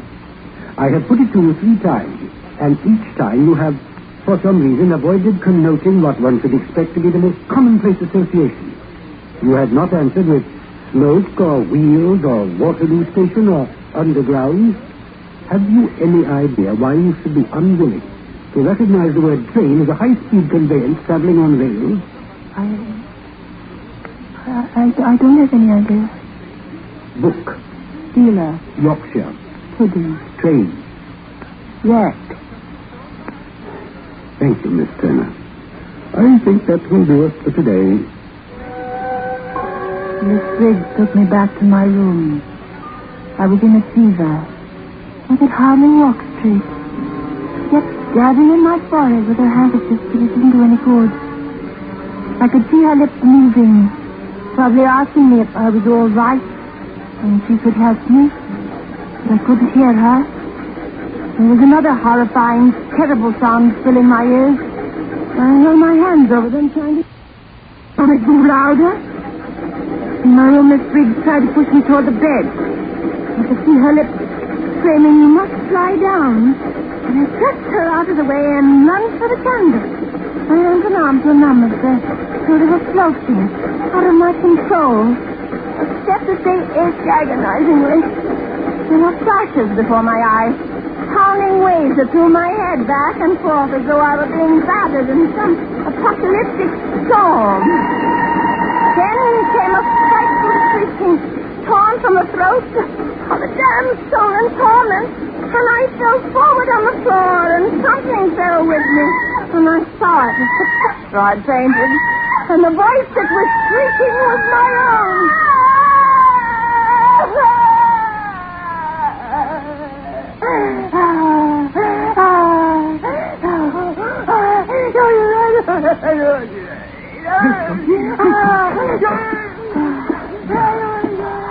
Is it nurse? Oh, yes. All right, roll up that sleeve. Yes, now, Rachel.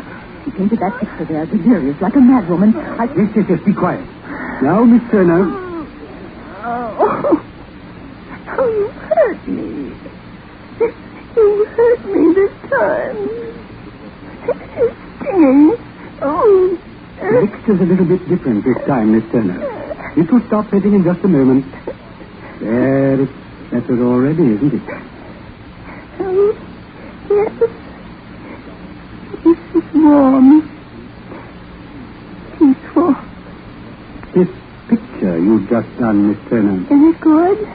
I think it's extraordinarily good. Are you sleeping? Sleeping? But awake. Asleep, but not asleep. Could you describe this picture to me as though I'd never seen it? A man sitting in a railway compartment, looking out the window of a train. Opposite him, with her back to us, is a woman. It is as though we were the woman whose attention is on this man. As though we were this woman? Yes. Don't you mean that you are this woman, Miss Turner? Yes, I am. What day is it now? My birthday? April the 16th. Last April. Yes, that is the day. I'm aboard the Flying Scotsman. I'm on my way to Edinburgh to paint the moors. I'm in a compartment, alone. I'm relaxed and happy. I feel the urge to paint something. Right here as the train goes speeding along. And what will you paint? A man. It is the embodiment of a man. His posture, his clothes. And for some reason I cannot paint his face. I know his face, but I find it impossible to transfer it to the canvas. I make 4 separate versions of him, but each time my brush remains poised in midair, refusing to invade the oval of white where the face should be. At Manchester, I get out to stretch my legs, walking up and down the station platform. And when I resume my compartment, I find that I have a fellow traveler staring at me. As I seat myself opposite him, he turns to face me directly. He's the man. It's his face which is missing from the portraits that lie on the seat beside me. How do you do? How do you do? How do you do? What is it, miss? Do you feel unwell? Forgive me for staring at you. I mean, looking at you in this way. Oh, that's all right, if you like. I'm a painter, you see. Artist? Oh, jolly good, an artist. Well, this is the impossible part. Here, you see these pictures? Oh, yes. Yes, very interesting. Not to know who it is, his face. Oh, but I do know. I didn't feel I could do the face before, but now I can. Of course. Why? Because it's your face. My face? Why my face? Yes.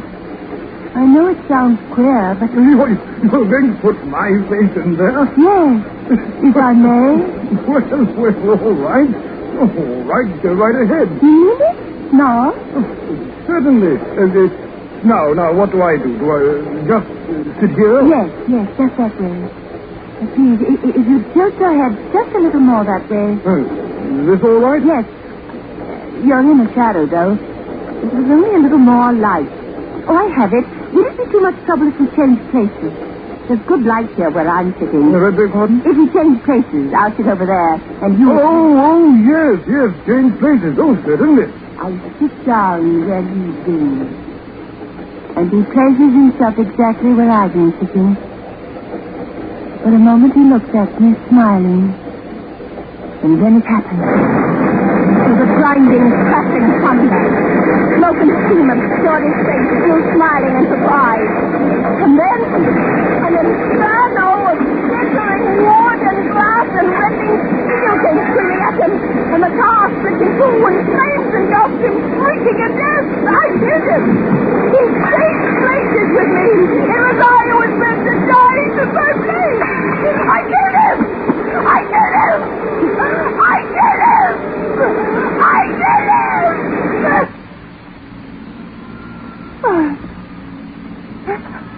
I did him. I killed him. He took my death. No, Rachel, you did not kill him. You know that now. Now that you remember. You've come back. Back from the edge of madness.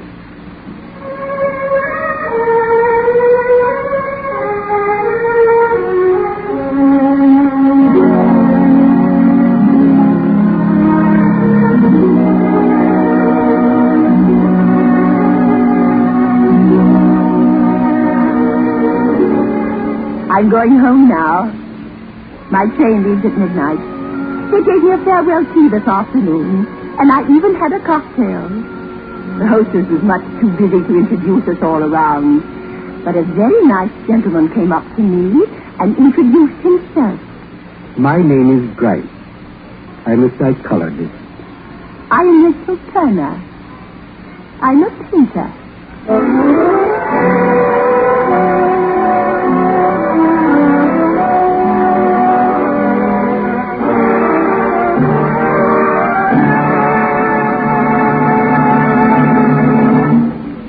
Suspense. In which Miss Agnes Moorehead starred in Daeth and Miss Turner. Written especially for her by William Spear and produced and directed by William N. Robeson.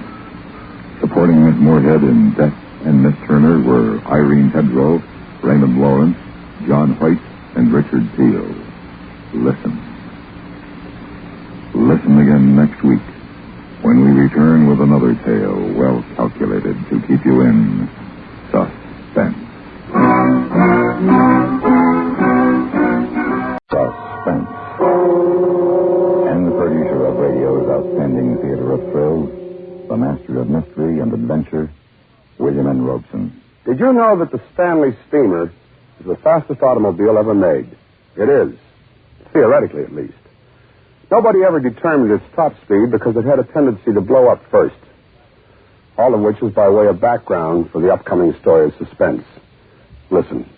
Listen, then, as Mr. John McIntyre stars in The Big Day, which begins 1 minute from now. I have never read a collection of American folklore which had a section devoted solely to the downtrodden commuter, but there should be. There are legends galore about the miseries of these poor folk. For example, there was this train in Idaho that was a mite slow.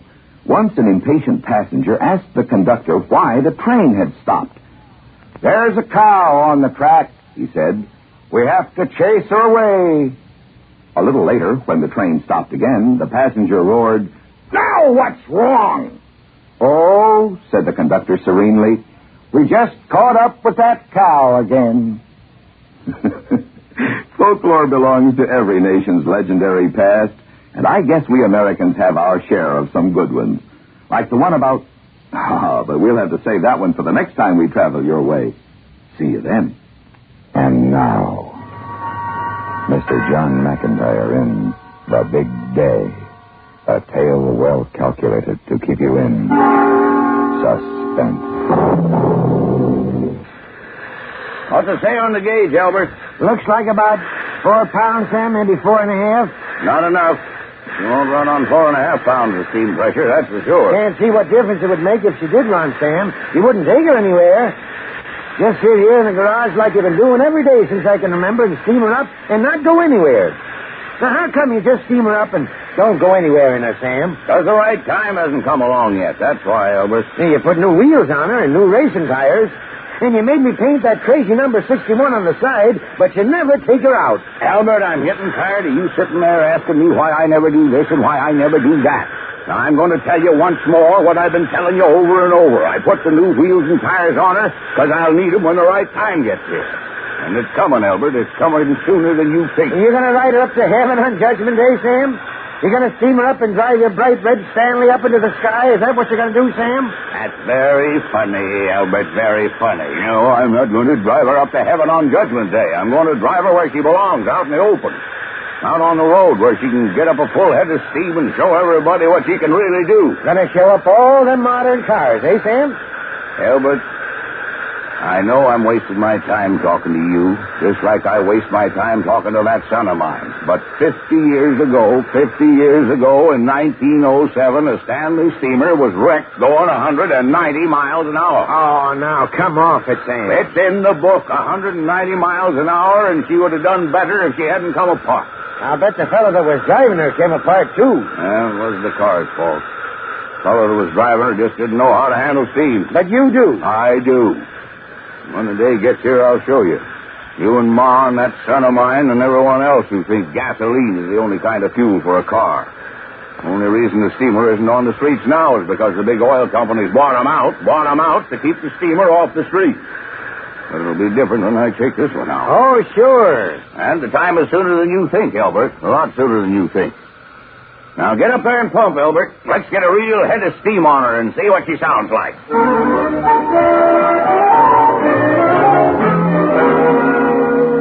In just a moment, it'll be time for the 5:30 news. But first, here's a word from our sponsor.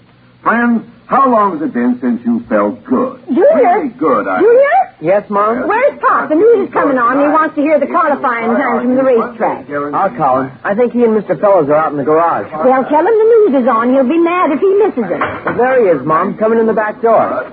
News on yet? Yeah, I was just going to call you. They get to the speed trials at Indianapolis yet? No, they haven't finished the important news yet. Important? What's more important, I'd like to know, than the names and times of the drivers who qualified for the Indianapolis 500 this week? Well, why in the world are you so interested in the races this year, Sam? I've always been interested in the Memorial Day race, and you know it. But why the interest in the times and what kind of cars they're driving and all that? You always listen to the race on race day, but... Well, this year you act like you're driving in it yourself. Huh. In a steamer, maybe. Huh. And what's so funny about that? She could take any one of those gasoline engine cars, make them look like they were standing still. Oh, come on, Pop. That Stanley of yours was made in 1917. Just because you put a lot of new stuff on her, like racing tires and modern wheels, well, putting her on a track with a modern race car would be like putting a workhorse against iron leads at the Derby. Son, let me ask you something. Sure. How old are you? 17. And how long have you been driving a car? 3 years. Legally? Almost a year. All right. Now, I've been driving cars almost as long as they've had them, and I happen to know a little more about the Stanley steamer than you do. And I know a little more about gas engines than you do. Son, don't you talk back to your father. Well, I'm not talking back to him, Mom. I just said that. Your mom heard what you said, son, and I can tell you this. If I could get that steamer of mine out where it could get a good start, I could whip any one of those fancy streamline jobs they got back at Indianapolis. Oh, boy. I could whip any one of them, and I could make them eat my steam. Sam, sometimes I wonder where your mind is. Yeah. Now, stop arguing about something that's impossible Yeah. and listen to the news while I get dinner on. It's not impossible, and one of these days I'll show you it's not impossible. Big deal. Maybe that day is sooner than you think. What do you say to that? Well, I say you either sit down and listen to the news or go in and clean up for supper. That's what I say. And I say the Stanley steamer is the fastest thing on wheels. That's what I say. Anybody want to know what I say? No. That's what I thought you'd say.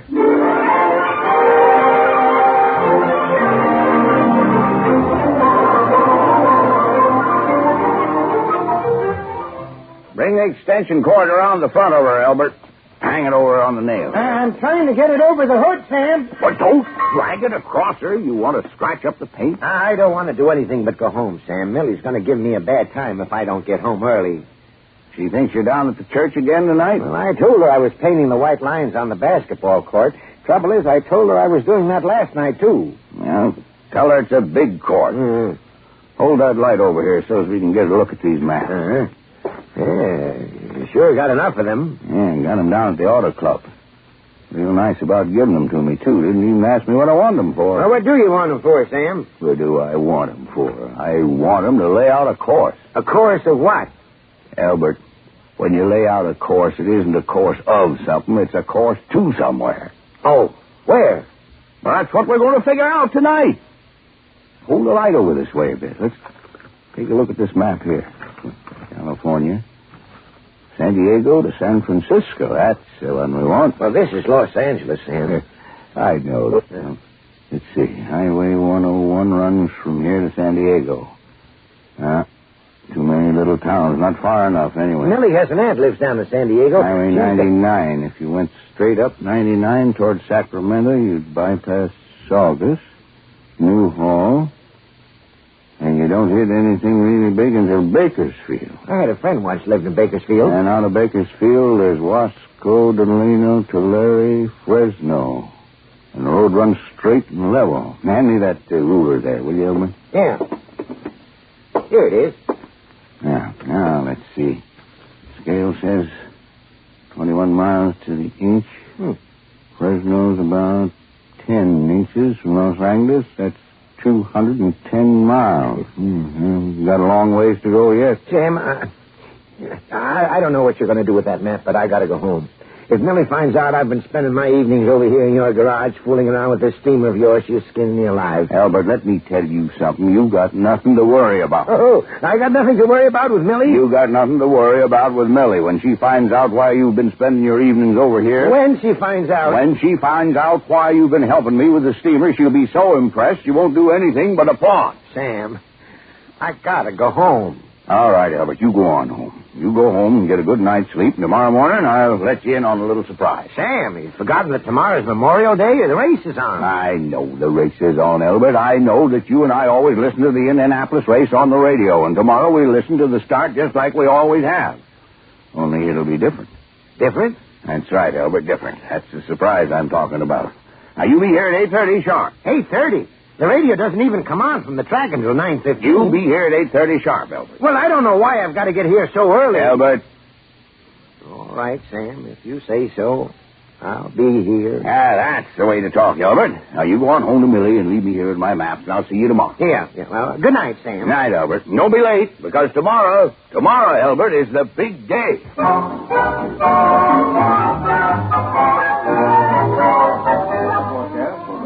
Is fair with sunny skies and warm, clear evenings. Stay tuned to this station for the started running of the great Memorial Day Speed Classic. Well, where on earth is your pop, Junior? I don't know, Mom. Well, I guess this is one day I don't have to worry about where he is. He and Elbert haven't missed the start of the Annapolis race for 15 years. That's Indianapolis, Mom. Annapolis is the Naval Academy. You know, I never can remember which is which. I tried last year to remember that the Indians were the ones at the racetrack and the sailors at the other place, but it didn't work. Yeah, I remember. You called it the Indian race from Annapolis. Yes, your pop almost exploded. Like that tin can of his in the garage. Don't you ever let your father hear you call that car of his a tin can. It's a Stanley steamer, and you know that as well as I do. It's a tin can, if you ask me. And I could beat it in low gear in my old jalopy. Pop would ever take it out on the road. We take you now to the Indianapolis Motor Speedway in Indianapolis, Indiana, for the start of the great Memorial Day Speed Classic, the Indianapolis 500-mile race. Hello there, race fans. This is Sam Pierce, speaking directly from the pagoda overlooking the starting line here at Indianapolis. And it's a beautiful day for a race. There are a few black clouds over the east. You better call your pop. He'll explode if he misses the start. Like a tin can. Junior?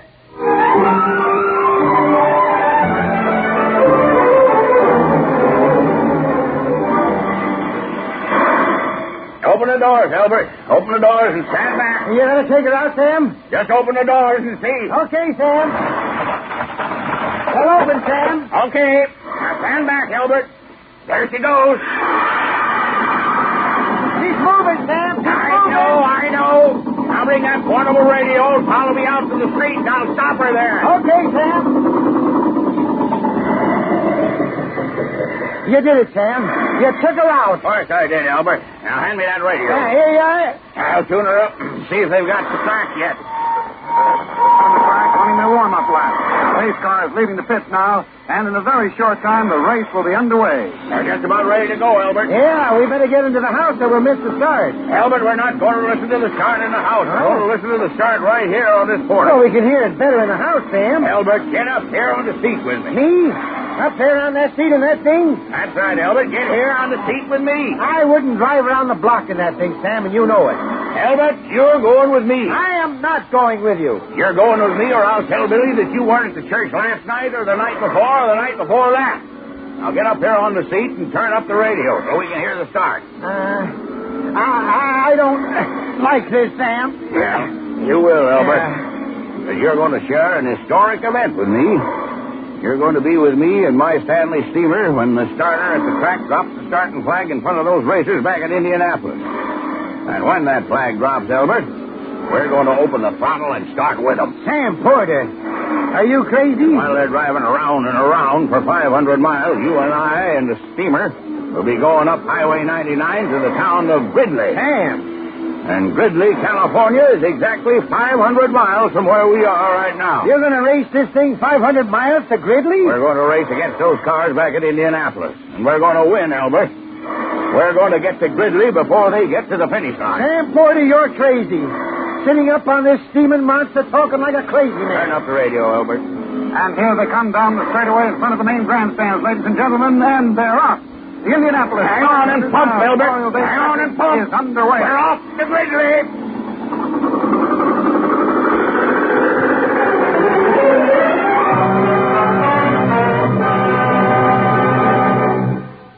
In a moment, we continue with Suspense. Do you know the Social Security benefits to which you will be entitled when you separate from the service and take a civilian job? Here's a tip from Social Security. There are 4 times for action. First, when you go on a job covered by Social Security, you need a Social Security card. The account number shown on the card is used to keep a record of your earnings. Second, if a worker in your family dies and his work was covered by Social Security, some member of the family should ask about survivor's benefits at the nearest Social Security office. Third, if you are disabled before you reach 65 and have worked under Social Security, get in touch with the Social Security office. You and your dependents may be eligible for monthly checks. And finally, 2 or 3 months before you reach retirement age, get in touch with the Social Security office. If you want to keep working, fine. Forget the facts about Social Security anyway. You may still be able to get benefit payments. And now, we continue with The Big Day, starring Mr. John McIntyre. A tale well calculated to keep you in suspense. We're in the 10th lap of the race, ladies and gentlemen, and now here are the standings. In first place, car number 31, Johnny Gallant. In second, in car number 26, George O'Hara. How fast we going, Albert? Car number 22. I can't see the speedometer, Sam. Too much speed. Well, wipe off your goggles and bend down closer. I want to know how fast we're going. Roy Ruttman. In sixth. I think the speedometer is busted, Sam. It says 95. It's not busted, Albert. We're probably going 95. It's 9. Now get on that pump, Albert, and let's see if we can't get up a real heavy speed.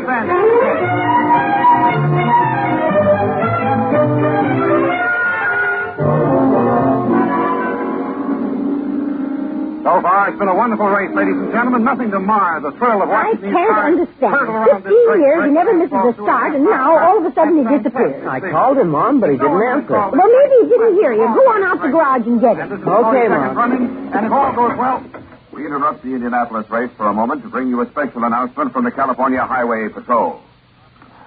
This is Officer Hanson of the Highway Patrol speaking. We have just received a report that an unidentified object has been seen traveling north on Highway 99 at very high speed. We have no description other than the following.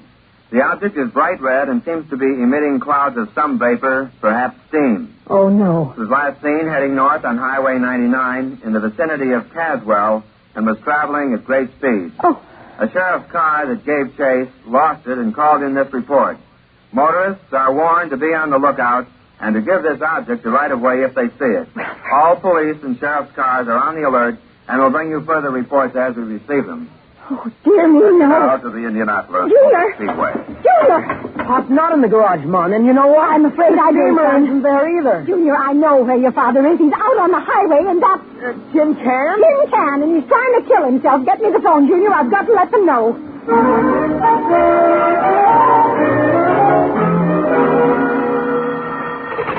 Police Department, Sergeant Wall speaking. Yes? Yes? No, wait a minute. Let me get this straight here. You say you know what the bright red object is. Now, what bright red object? The one that's out on Highway 99. The one that's going so fast. Oh, that one. Well, why didn't you say so? Now, hold on a minute. I want to get this down. Charlie, get the radio open and stand by for an all-points bulletin. There's a lady on the phone says she knows what that crazy thing is on 99. Okay, lady. Now you tell me just what it is. That's right. A what? A Stanley steamer?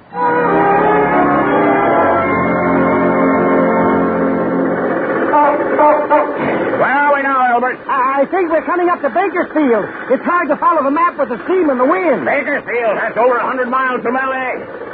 Turn up the radio, Albert. We'll see how far they've gone at Indianapolis. And these cars are performing like the beautiful things they are. Ah, So far, we haven't lost a car, and we've completed a little over 100 laps, 250 miles. Somebody's crazy. Well, it isn't him, Sam. Now, as you know, ladies and gentlemen, at the halfway mark, we always give the standings to the cars and their drivers. So now let's just take it. Uh-oh, wait a minute, ladies and gentlemen. The yellow warning lights are on, and that means we've got a car in trouble somewhere. I can't see too well, but I think it's...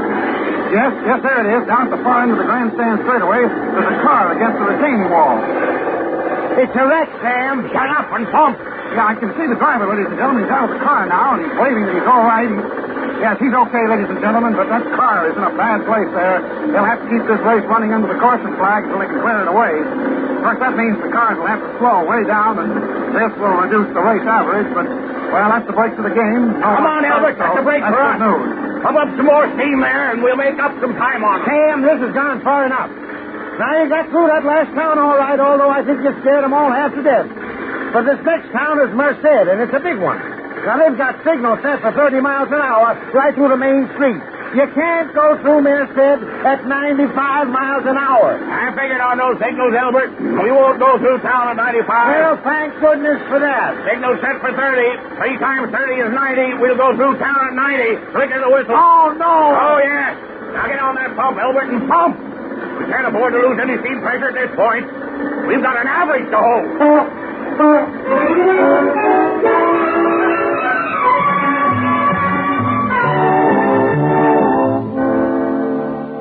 This is a special bulletin from the State Highway Patrol.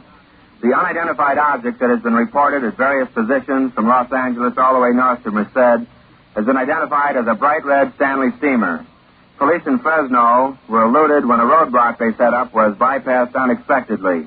However, the California Highway Patrol are now setting an impassable block on Highway 99 south of Stockton, and it's expected that the fugitives will be apprehended any minute. Meanwhile, motorists using this stretch of road are urged to proceed with caution. This has been a special bulletin.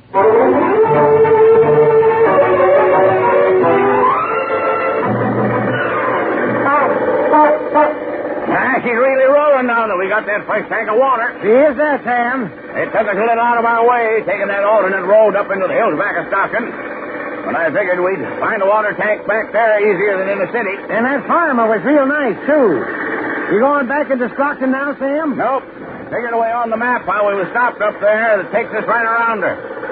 Figured it won't take much longer, and we can miss the traffic in the city. You're pretty smart, Sam. You gotta be smart to race a steamer, Albert. Turn up the radio, see how they're doing at Indianapolis. Batteries are getting awful weak, but I'll try. And now that the yellow lights are off, the cars are picking up their speed, and the race is really a race again. You know, this is the longest period of time that the cars have ever had to run under the caution lights, due, of course, to the unfortunate fact that a second car ran into the truck that was carrying the wreckage of the first car, and it's taken them a long, long time to get the remains off the track. But no one was hurt, and so we're off again at Indianapolis. Turn it off, Albert. We have to save the battery. There's not much left in them now. You know something, Albert? What? I'm kind of glad those races are running on the green flag again. I didn't feel right having the advantage over them all that time. Sam, you're crazy. You are plain crazy. But you know, I'm beginning to like this.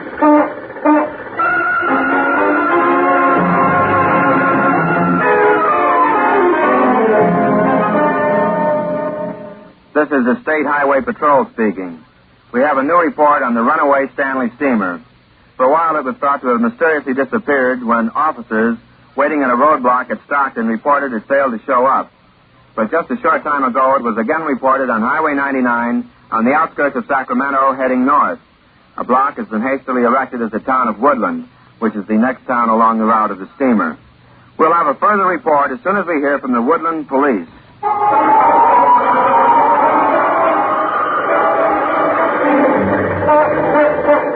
How come you cut off 99 onto alternate 40, Sam? Because alternate 40 goes to Gridley and 99 doesn't. You really mapped this thing out, huh? Albert, I've heard a lot of derogatory things said about myself and this wonderful steamer of mine. But it's never bothered me. You know why? Because you're smart, Sam? Because I knew that one of these days the big day would come along and I'd make all those people who said all those things laugh out of the other corner of their mouths. You know what, Albert? What, Sam? That day is here. When we get into Gridley, I'll have proven that what I always said was true. Turn up the radio. See how far they gotten back in Indianapolis. Okay. Yeah, it won't turn on. Leastwise, I can't get any noise out of it. Batteries must have gone. Doggone it. Now we won't know how we made out till we get into Gridley. How much longer do you figure it'll take us, Sam? I'm getting awful tired. Not too long now, Albert. Maybe 20 minutes, half an hour. Won't get there at all, though. I know, Sam. Hang on and talk.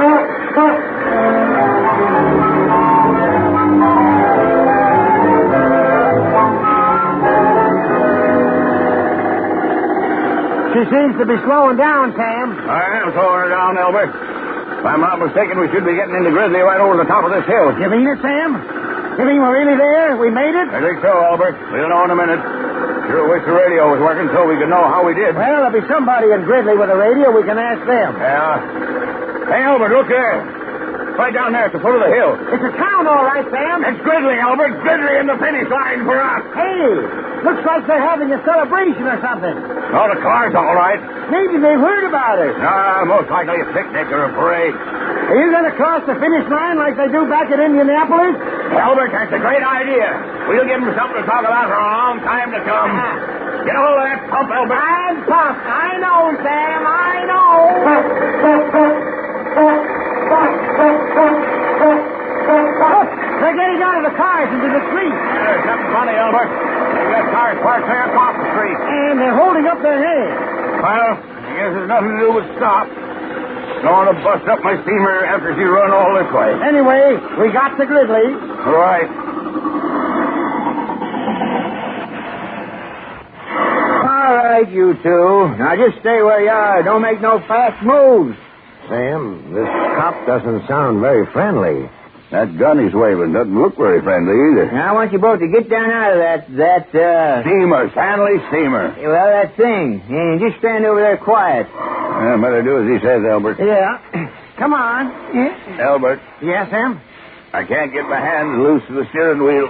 They're stuck. Oh, his hands are stuck to the wheel, officer. Well, get him unstuck and climb down out of there. You're both under arrest. For what? If I took the time to tell you now, we'd be here all night. Now get down. Oh, I almost forgot to ask. Sir, is this Gridley? No, this is not Gridley. This is Live Oaks. Oh. Gridley's about 10 miles further up the road. Oh, no, Albert, we lost. We came all this way so far, so fast, and we still didn't complete the 500 miles. Gosh. Say, you got a radio in your car, officer? Of course I got a radio. Can you get the station they have the Indianapolis races on? See how they finished? They didn't. They what? Them racers back at Indianapolis, they didn't finish. They stopped the race 5 minutes ago. Supposed to drive 500 miles, but they got rained out. They had to stop at 475. Albert, you hear that, Albert? We beat them. We went 490 miles and they stopped at 475. I told you the Stanley steamer was the fastest car on four wheels. Yeah. Now, wait a minute. If you don't mind, I'll ask you to get into my car and we'll take a slower ride back to police headquarters. Oh, sure, officer. You know something, Sam? What, Albert? At least in his car. I won't have to hang on and pump.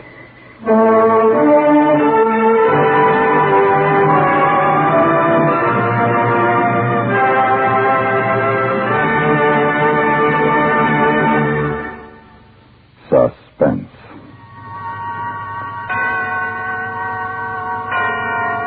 In which Mr. John McIntyre starred in The Big Day, written by Sam Pierce and produced and directed by William N. Robeson.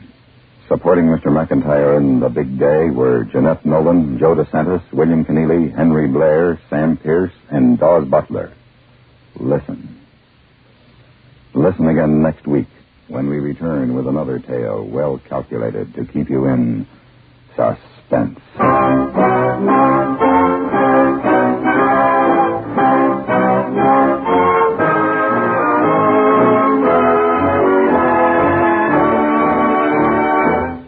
Suspense has been brought to you through the worldwide facilities of the United States Armed Forces Radio and Television Service.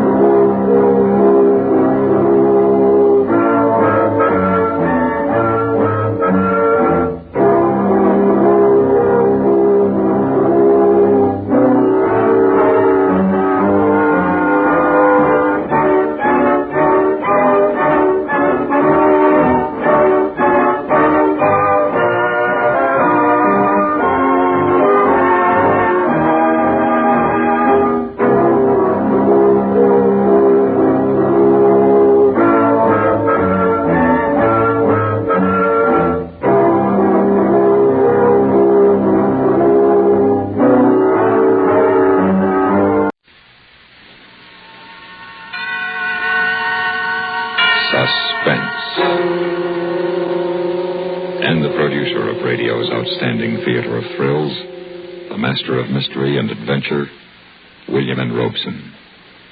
Paris, city of light, city of gaiety, city of scintillating women, sparkling wine, and the finest food in the world. But this has not always been so. Just a few years ago, Paris was a city of darkness and despair and hunger, where men turned to strange and sinister activities just to keep alive. This was the Paris of the Nazi occupation, a hopeless city, which Marcel Aimé has caught in his strangely disturbing story, Crossing Paris, a tale of cupidity and retribution. Listen then to Mr. Hans Conried starring in Crossing Paris, which begins in exactly 1 minute. Smoke Kent with the micronite filter. It is the mild cigarette. It's got the freshest, cleanest taste yet. It is the mild Kent cigarette. Smoke Kent with the micronite filter.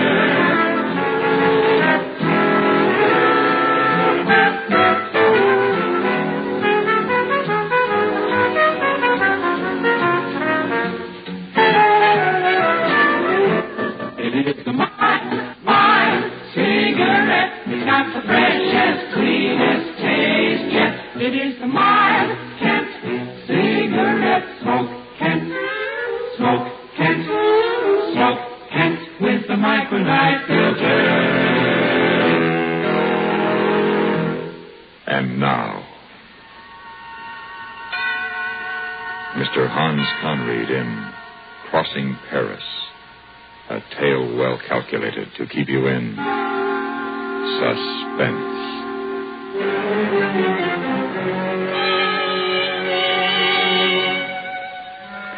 If you had been in Paris during the Nazi occupation, you would have seen a lot of interesting things. You might even have caught a glimpse of me stealing through the streets at night as inconspicuously as possible for a man carrying a heavily loaded valise in each hand.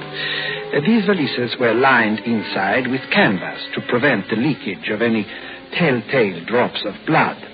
And they belonged to my employer, Monsieur Jamblier, in whose cellar the original butchering was accomplished. My job was hard, but it paid well for the risks I took. Quite often I worked with an assistant carrier, usually Le Tambeau. Well, one winter afternoon, I set out to meet Le Tambeau at the Café Voltaire on the Boulevard de la Bastille. It was bitterly cold, and the trees were bright with frost. It promised to be a miserable night for us. A keen north wind was blowing over the canal toward the Seine, and the day seemed dying of cold. It was nearly dark when I reached the Café Voltaire. Ah, Pierre, what will it be? You look cold enough for a brandy. That I am. Here, this will warm your bones. Your friend Le Tambeau is in. He said to tell you he is not free tonight. Oh, curse him. How can he behave like that? He has no respect for his work. Respect for what work? Who's this Le Tambeau? Respect for what work? Oh, please, monsieur. I'm talking to the bartender. It's no affair of yours. It's my affair, all right. I'm standing here drinking, and you come in and curse people and talk about respect. I'll teach you respect. Oh, the fellow was drunk. He put his glass down and staggered up to me, fist raised. At that same moment, a huge man calmly stepped around from behind me, caught the drunk's chin in his big hand, and pushed him backward with a powerful thrust. I get it now. The police always trouble and pair. Now, we are not the police, you idiot, but I promise you some police if you don't shut up. See, I told her, look at the brute. He has police written all over him, and I was honest. Well, then, let's go, my lad. Pay for our drinks now, and we'll report to the station for duty. Pay up and let's be off. I don't know why, but I paid. And then, still laughing, the big one took me by the arm, and we started out. He was a rough fellow, probably a laborer, but certainly not of the police, dressed as he was in a spotted, shiny suit and a dark turtleneck sweater. His small, pig-like eyes were bright with irony, and the tight blonde curls that ringed his huge head gave him the appearance of a great ram. When we reached the street, the night was already black, with high, icy winds. That was a squalid scene. Oh, well, the man was drunk. But I could have handled him. I carry a knife, you know. You did not have to interfere. Oh, no, I enjoyed it. Well, anyway, you probably saved him from being cut up. Oh, but I didn't realize that you were going to cut him. My apologies, monsieur. You're a bloodthirsty brute. I bet your wife wears a black eye to Mass every Sunday. No, wife. Big thing in times like this is to eat. With me, my stomach comes first. Love afterward. I see. And what do you do? What is your trade? I am a painter. Oh, you must find it difficult these days. There's so little building going on. I manage in a small way. And look here, you're a strong fellow, and if you're not afraid of a little risk, I can give you a job tonight as my assistant. It pays well, too. How much? Say, 400 francs. You're on. Don't you even want to know what it is? Well, you're probably an assassin. Of course not. Above all, I'm a man of honor.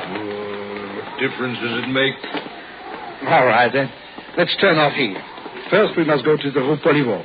Our work starts there. Well, let's walk faster. I'm cool.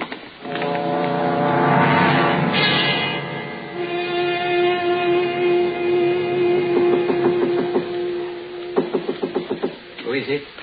I, Pierre. Where's the other one? Letambeau ducked out on me tonight. So I've asked my friend Grangil here to take his place. He's all right. Hurry, then. You're late. We followed Monsieur Jambier across the cellar to a thick table where stained white cloths covered a shapeless form. He proudly removed the shroud, revealing a whole hog which had been neatly cut into a dozen portions. Then he stood back and allowed us to feast our eyes. He's a beauty, no? Whew. How much does he weigh? 200 pounds.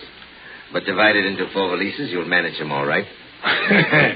It's easy to see you've never carried 100 pounds of black market pig about Paris. You're wasting time. Hand me a valise under the table there. Where does it go tonight? To Montmartre. Butcher shop in the Rue Goulincourt, number 43. And one thing now. To arrange his deliveries, he must have the meat there by 2 a.m. If you are late, he will not accept it. But Montmartre? It's no distance for a young man like you. How much are you giving us? Now, Pierre, bargains are bargains. We are all men of honor in this affair. No one has ever questioned my honor, monsieur. And I deliver your meat on this side of the Seine for 400 francs. But Montmartre, that's a different matter. Oh, I see what you're up to. You know perfectly well I can't risk keeping the pig here and that it's too late to get anyone else to carry it. Lugging 200 pounds of black market meat all the way across Paris in the dead of the night with the police lying in wait for us at every turn along the way. You call that profiteering? All right, then. All right. You get 50 francs more. I want respectable pay for my work, not just a tip.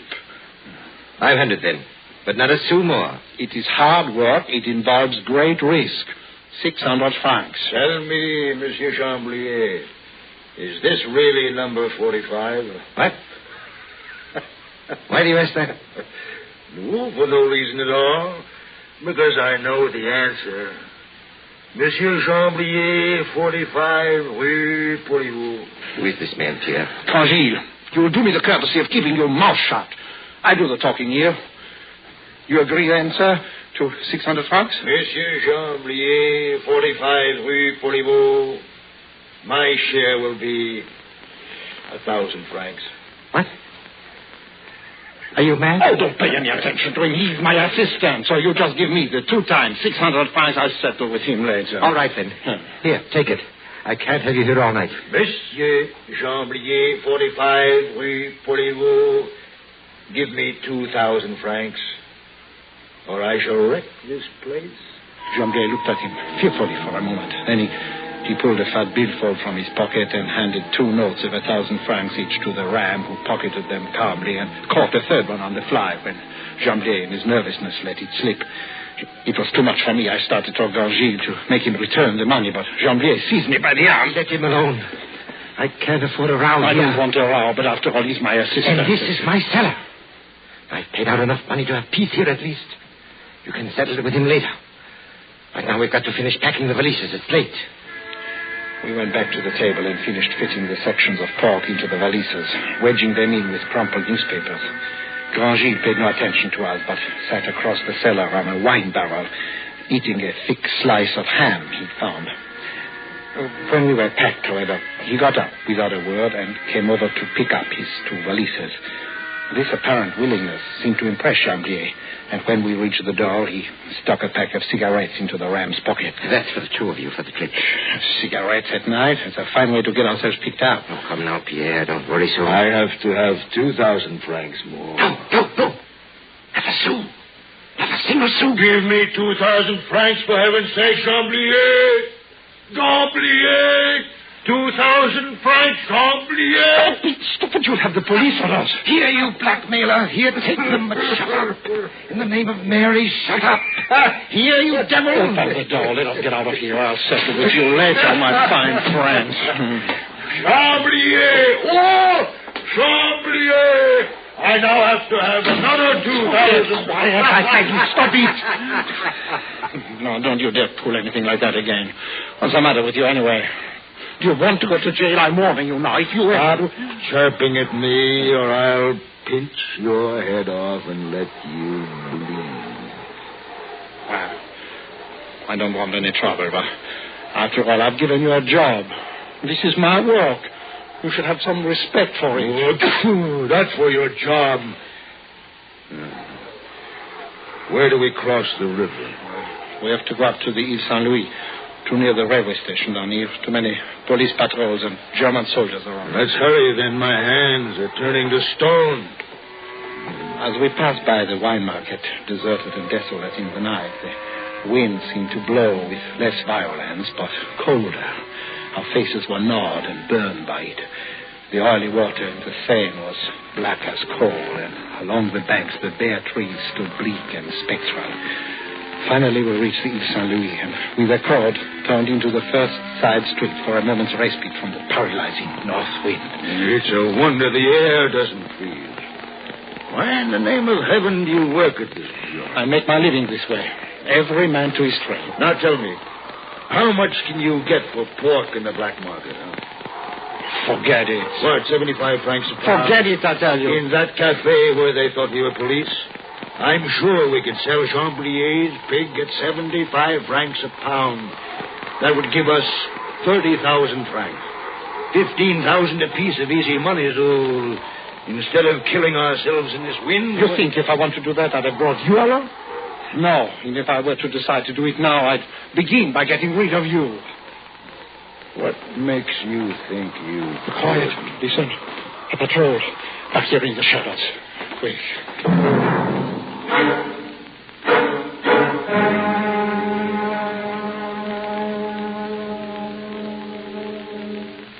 In a moment, we continue with Suspense. Jack Benny acquires a girls' baseball team, and R. Miss Brooks acquires headaches from the school board on CBS Radio this evening. And if that isn't enough, Mitch Miller has Jack Webb hiding under his beard. Yes, there's great listening ahead on CBS Radio, so keep your dial right where it is. Suddenly aware of the fact that his rivals Bob Hope and Bing Crosby are part owners of baseball teams, Jack Benny will be out to acquire one for himself, and the answer will be the Buxom Bloomer Girls. For another key to laughter, join Eve Arden as our Miss Brooks as she tries to open Madison High in time to receive an award for good attendance. The key here is the one she loves in a series of mishaps that prevent the opening of the school. Too late to help her find the key, but in time to help Mitch Miller present one of his greatest shows, Jack Webb will be here on most of these same stations, along with producer Otto Preminger and comedian Phil Foster. Remember, they're all on CBS Radio later today. Jack Benny, Eve Arden, and Mitch Miller with his guests, Jack Webb, Otto Preminger, and comedian Phil Foster. And now, we continue with Crossing Paris, starring Mr. Hans Conried. A tale well calculated to keep you in suspense.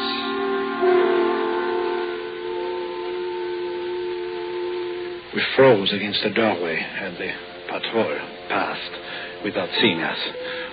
Ahead of us were still 2 solid hours of terror crossing Paris.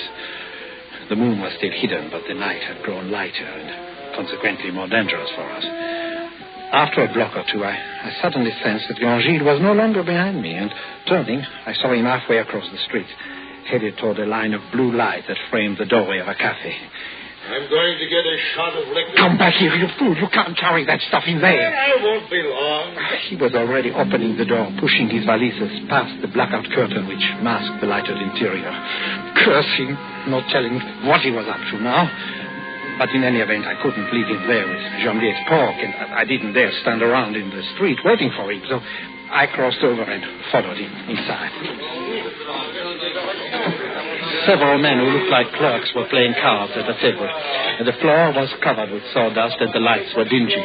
The proprietor's wife sat knitting a sock behind the cash register and looking suspiciously at Gangil, who was already standing at the bar, one foot resting on his valises. 2 cognacs, patron. This is my closing time. Cognac.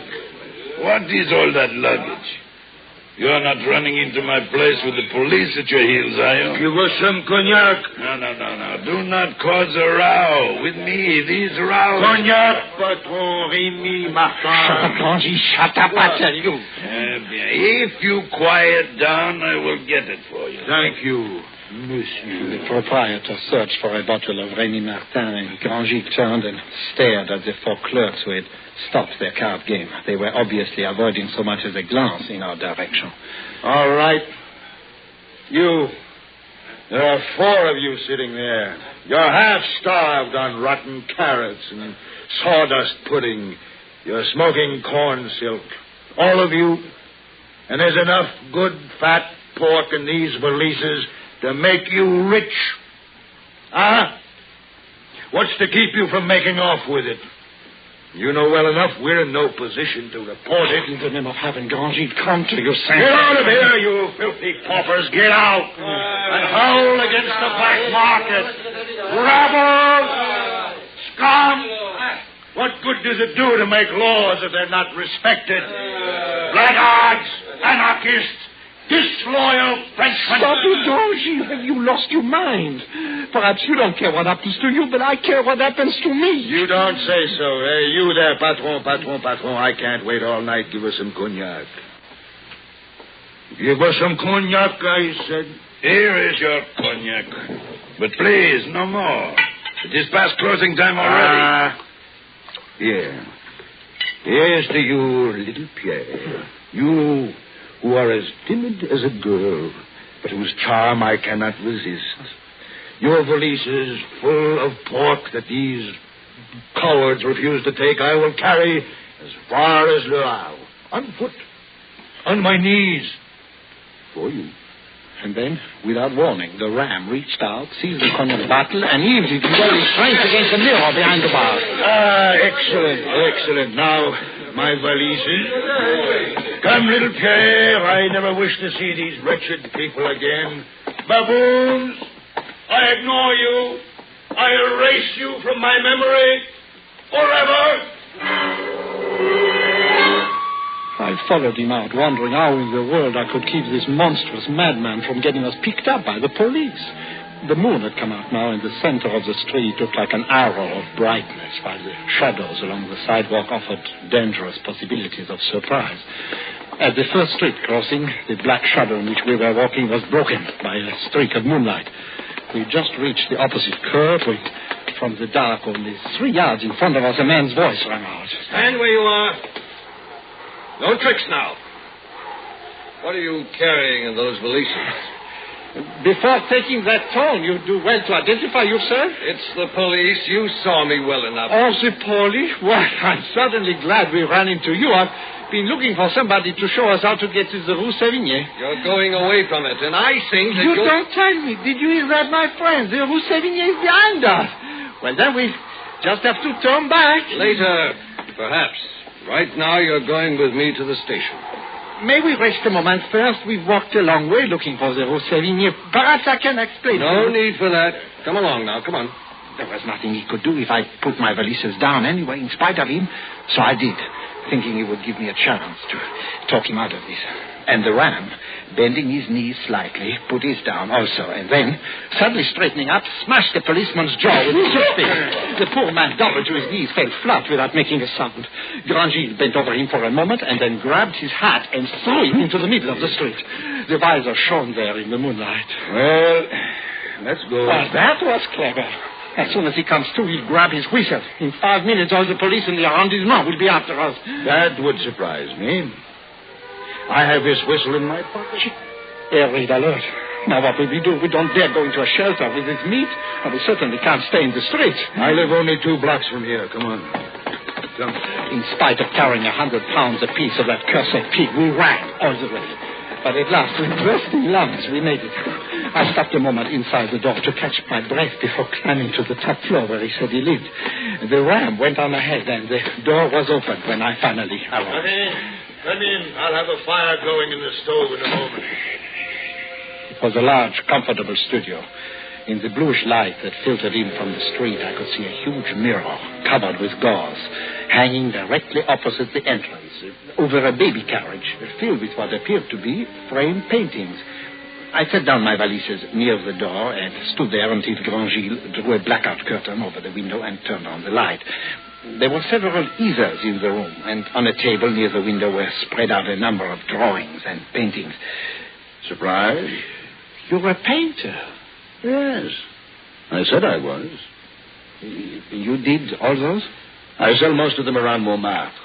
But since the German occupation, amusingly enough, not always for money. I barter. Well, only last week, for a picture of a woman wearing nothing but high-heeled shoes and an opera hat, I got a hand. But here's one I've been commissioned for that'll bring 100,000 francs. You like it? No. Because it's the portrait of a Nazi? Perhaps. But because it's no good? You're still angry with me, aren't you? Oh, I don't know what to think of you. Think what you like, then. I'm going to eat something. The stove had commenced to glow, so I sat down in a big, easy chair next to it and soon became drowsy in its pleasant warmth. And then suddenly a bell went off and woke me out of a sound sleep. Grandgil speaking. Ah, Suzy. Oh, I'm sorry I couldn't make it. Pierre Martin, Huh? No, you don't know him. But Pierre Martin is a little gutter snipe who works in the black market. He gave me a job, the poor idiot. Oh, I had great fun. Wore dirty clothes, played the role of a tough, a Satanist, a thief. No. It was very easy. After all, it's the weak ones who act tough. Very amusing, I assure you. Huh? No, I'm still an amateur. So that's it. I'm going to tell you about it all. Funny, mocking me, making fun of my work, laughing to himself. I sure is. Pierre, such temper, little one. You dog! And I thought you were hard up. I want to help you. And you, the gentleman, treating himself to a taste of what I suppose you call the underworld, like a stinking tourist. Is there a reward out for you, Pierre? It's stealing, that's what it is. You should have left the work to a man who needed it. You have no honor, no respect for work, you filthy rat. Oh, but I have. Come over here. Look, I drew a portrait of you while you slept. Perhaps you will like this picture. I don't even want to look at it. What do you think I am? Me, I earn my keep. I work hard. You and your Nazi 100,000 franc commission, you've done everything to make trouble for me. My work is amusing, eh? Well, I show you what I think of you. Yes. Hey, what are you up to? I ran across the room to the easel that held the portrait of the Nazi, plunged my knife into its heart, and ripped down. I was about to slash it across the middle when Grandgil, whose body smashed into me. He held me by the throat and was slowly choking the life out with his thick fingers. I began to beat on the floor in agony with my open hand when suddenly I stopped the knife with one hand and seized it. My eyes were turning back in my head as I slashed out at his wrist. He let out a howl and sat back, watching the blood drip from one hand. I was too weak to move, so I lay there, holding my knife over my chest, pointing it at him. Suddenly, his eyes went white with insane rage, and before I could move, he threw himself on top of me again. And there, rolled over with a faint moan. My knife had been driven straight into his heart. His legs twitched a little, and then he lay still. I looked at him unbelievingly. I'd never killed. I'd never wanted to kill any man. Then I covered my face with my hands and I wept.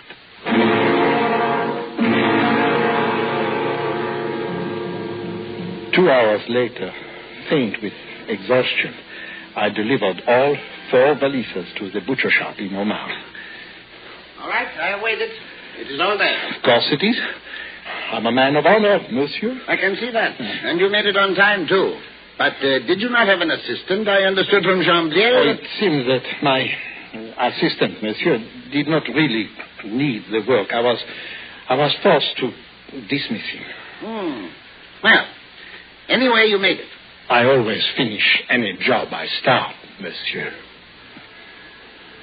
It was only then that I remembered that Grand Gilles had said my name to his girl over the phone, and that my portrait sat waiting for the police in his studio. I put the 5,000 francs, which I'd taken from his body, into an envelope I borrowed from the butcher and addressed it to Jean-Pierre.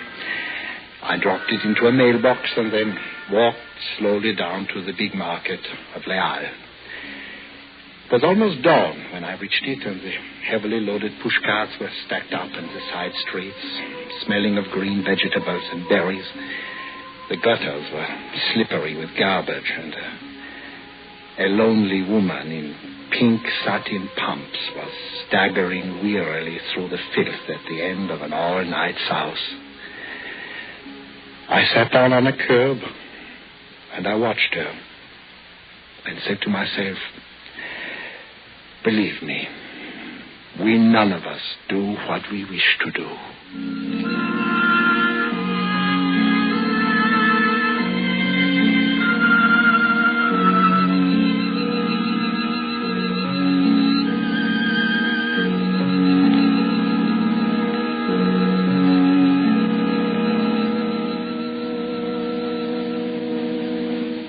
Suspense, in which Hans Conried starred in Crossing Paris, adapted by John Meston from the story by Marcel Aimé, and produced and directed by William N. Robeson. Listen. Listen again next week when we return with Mr. Vincent Price in The Green and Gold String, another tale well calculated to keep you in suspense. Supporting Mr. Conried in Crossing Paris were John Daner, Joe DeSantis, Ted DeCorsia, and Paul Dubov.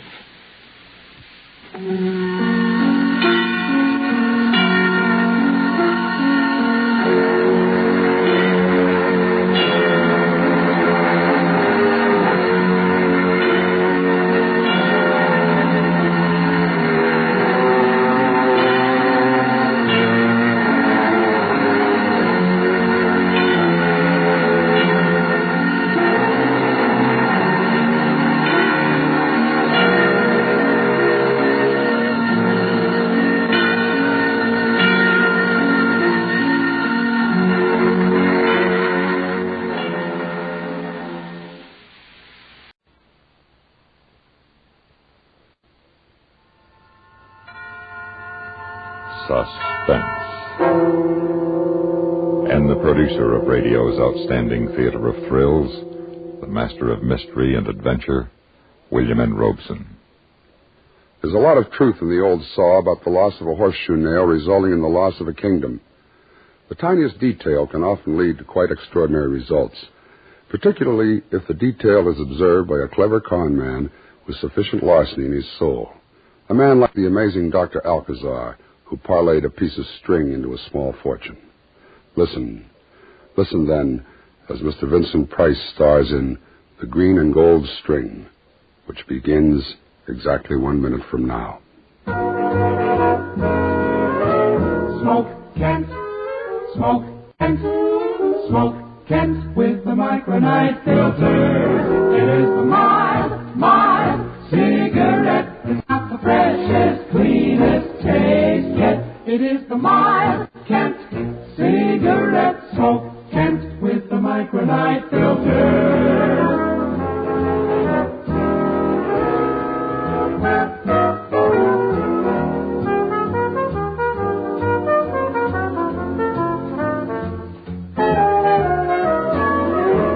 It is the mild, mild cigarette. It's got the freshest, cleanest taste yet. It is the mild Kent cigarette smoke. Kent, smoke Kent, smoke Kent with the micronite filter. And now, Mr. Vincent Price in The Green and Gold String, a tale well calculated to keep you in suspense. Hey, step this way, ladies and gentlemen. Learn what the future holds for you. As Dr. Alcazar, clairvoyant, That dulcet voice belongs to Abby, my good and devoted assistant, who stands outside my studio here in Coney Island and drums up business. Of course, I wrote his spiel. And did it pay off one evening last fall? Thank you kindly. Good evening, sir. Are you Dr. Alcazar? Alcazar, indeed I am, madam, at your service. I'd like a reading, if you don't mind. Age 35 to 40, cheap purse, expensive suit too tight and too short, not hers, a hand-me-down accent, British Cockney. Nervous. Something on her mind, possibly a housekeeper or a lady's maid. I showed her to the chair reserved for customers. It's under a mirror. They're handy mirrors. Spooky in here, ain't it, with all these black curtains? Black velvet, madam, to minimize all distractions. That your crystal ball? Yes, madam, the mysterious orb in which I see revealed the future as well as the past. But in your case, I think it won't be needed. Your psychic projection is extremely strong. Even now, I can clearly sense that... That what? That you're deeply troubled. Well, in a way, I am all upset like. But... you see, sir, it's a private matter, and... Of course. May I suggest that you relax as much as possible? Any undue tension disturbs and obfuscates your aura. And in order to obtain closer contact with your psyche, I'd like to hold some personal possession. Oh, no, not your brooch. No personal jewelry. Its intrinsically counteractive density tends to adumbrate the necessary metaphysic radiation. It does? Oh, yes. Perhaps something in your purse, I'll see. That's another gambit in the little game I play. By leaning back and half closing my eyes, I can watch the mirror and see the contents of an open purse. In hers, I saw a roll of stamps, a shabby wallet, a half-eaten candy bar, a postmarked envelope addressed to Miss Lily something or other, a neatly folded sheet of tissue paper, violet-colored, wrapped around a length of gift-wrapping cord, interwoven strands of green and gold, hairpins, a compact. Will this do? Your compact. Excellent. Now, to sense the vibrations. Your name. You are named for a flower. Yes, a lily. Well, I never... You have a fondness for candy, a sweet tooth? I know. Ain't it awful? Your present life is bound up with a person of great wealth. I think a woman. It's the truth, everyone. You have a highly sensitive anima, and are therefore a most sympathetic subject.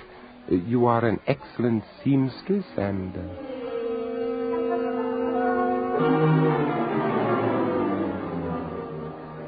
And that, madam, concludes the general reading. Oh, is that at all. Well, I could go much deeper with a special delineation for an additional 50 cents. Shall I continue? All right. I guess you might as well. Excellent, excellent. Now, if you'll state your problem briefly. Oh? Do I have to? I should think you'd already know. I see Madam finds it necessary to test me further. Very well. Oh, now, I seem to see paper, tissue paper. What a strange color. Almost orchid. Orchid-colored paper and something else. Two colors interwoven, green and gold. Green and gold. Ooh. Have I mentioned something which frightens you? Oh, yes. Oh, well, now you should have sufficient proof of my powers, and since my time is limited, I suggest you tell me the rest of the details. Well, it's about my sister. My sister and her husband. You see, sir, I've just found out that he's deceiving her like, and I'm the only one that knows. The eternal triangle. Oh, no, it's nothing like that. Oh? That's why I don't rightly know what to do. The funny thing is that what he's doing to deceive her is making her happy.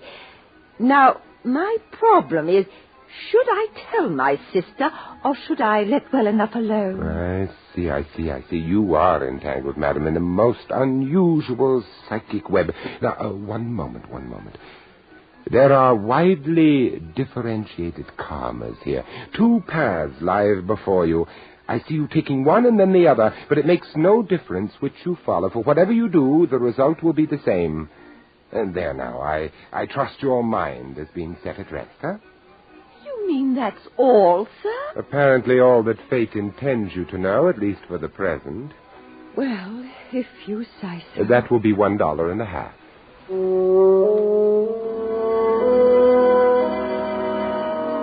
I'd forgotten all about the mousy little woman until 3 days later. Abby and I were having breakfast in the diner near the subway station. I was scanning the morning paper while I half listened to Abby's cheerful and rather witless this time chatter. last year, we was already in Miami Beach. You remember, boys? We traveled in style, by plane yet. This year looks like we won't even scrape up enough scratch for bus fares. Sure be a laugh if we were stuck here all winter. Lily Morton. I thought her last name began with an M. Poor wench that same night. What you talking about? Abby, old friend, despair not. We may winter in the sun after all. How come? Look at this picture. Recall that face? Huh? No, why? 3 nights ago on Friday, you ushered her into the studio. Oh, one of the suckers, huh? So what's she done to get in the paper? She got herself murdered, poor soul, that same night. Yeah? It seems she worked as a maid up in Rockland County. She took a late bus back there from New York, and walking from the bus to the house where she worked, well, she encountered someone who strangled her. Oh, it's tough. But how does that make us any dough? Listen to this. Gloria Druce, former luminary of the New York stage, now Mrs. Clinton DeVries, today expressed great sorrow over the brutal murder of her personal maid, Lily Morton. Declaring that she wanted to do everything possible to help bring the murderer to justice, Miss Druce said she was posting a reward of $5,000. $5,000? And you know who done it? No, but I have a hunch. And I have an idea how, let me see now. I'll need proper clothes, cutaways, striped trousers. For you, a chauffeur's cap should suffice. Then we need a car, a limousine. A which? Abby, how much money do you have? For what? Working capital. To make money, you have to spend money. I got about $28 and some chicken feed. And I have less than 5. I have it. My 2 $50 gold pieces. With them, we'll have a total You ain't gonna spend them. You always said they was for good luck. So I did, Abby. And here is the good luck I've been waiting for. That afternoon, we arranged to rent a limousine, a 1938 Rolls, which I felt exactly suited my persona. We also rented the necessary clothes, and the next day we set out to visit Mrs. Clinton DeVries, née Gloria Druce. What's the name of the place? Leonard's Cove. You'll see the sign. I got you. You know, I never even heard of this name, Gloria Druce. Never heard of her? The greatest Juliet of our century, the theater's fairest ornament for more than a generation? I noticed you had a look around. Merely to refresh my recollection. After all, she's been in retirement for more than 10 years. Oh, then she couldn't be any spring chicken. A woman like Gloria Druce is ageless. But it's my guess she's on the dark side of 50. Now, look, Abby, while I'm talking to her, I wish you'd somehow manage to get inside the house. Get acquainted with the servants. Well, sure, it'll be a cinch. What should I find out? Anything and everything, but your main assignment is Mr. Clinton DeVries. Dr. Alcazar, is Mrs. DeVries expecting you? No, unfortunately, I was Who is it, Edward? Dr. Alcazar, madam. Alcazar? I don't believe I know. Madam, forgive me for taking this liberty, but... He says it's about Miss Lily. Lily? Oh, come into the library, Doctor. Thank you.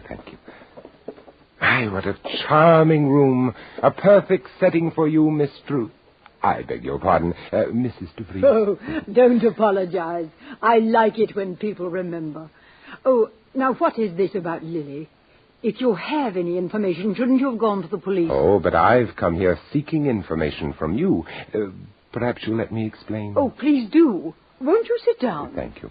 Now then, you see, Mrs. DeVries, I'm a metaphysician, a sort of professor of the occult. Oh. But understand, madam, I have never used my powers or knowledge for personal financial gain, only in the interests of science. What has all this to do with Lily? Well, recently, about 10 days ago, I was engaged in a simple experiment with my crystal ball, in the course of which I encountered a very unusual interruption of the comic stream. A total picture of a woman in distress, a woman in dire danger, seeking help. At the time, I made a full notation of the occurrence and then put the matter from my mind until yesterday. Yes? At the home of friends in Baltimore, I chanced to look at a New York newspaper. Lily Morton's photograph caught my eye. And you think it was Lily you saw in the crystal? That is the question, Miss Druce, which has brought me all these miles to see you. Why, this is fascinating.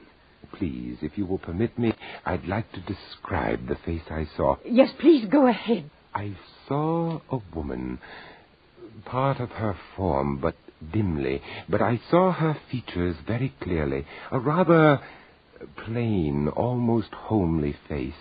Welsh, perhaps English. Colorless hair, plainly dressed. Close-set gray eyes, no makeup. A mole here near the right ear. One gold cap tooth, upper left incisor. Yes, it is Lily. You're quite sure? Oh, yes, there can't be any doubt.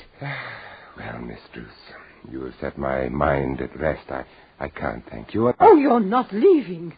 I mean, aren't you going to try to find out more? You don't think I understand? Well, Doctor, in these few minutes, you have convinced me completely. I'm greatly honored. And I was thinking, suppose you try to get in touch with Lily, wherever she is, or isn't that possible? Well, of course, I have often received messages from the beyond, but... Then you could find out who killed her. Oh, but, madam, don't you think the police... The police, they haven't found a single clue. Oh, won't you please try? Well, it's a challenge. Though I must warn you, it's not likely to succeed.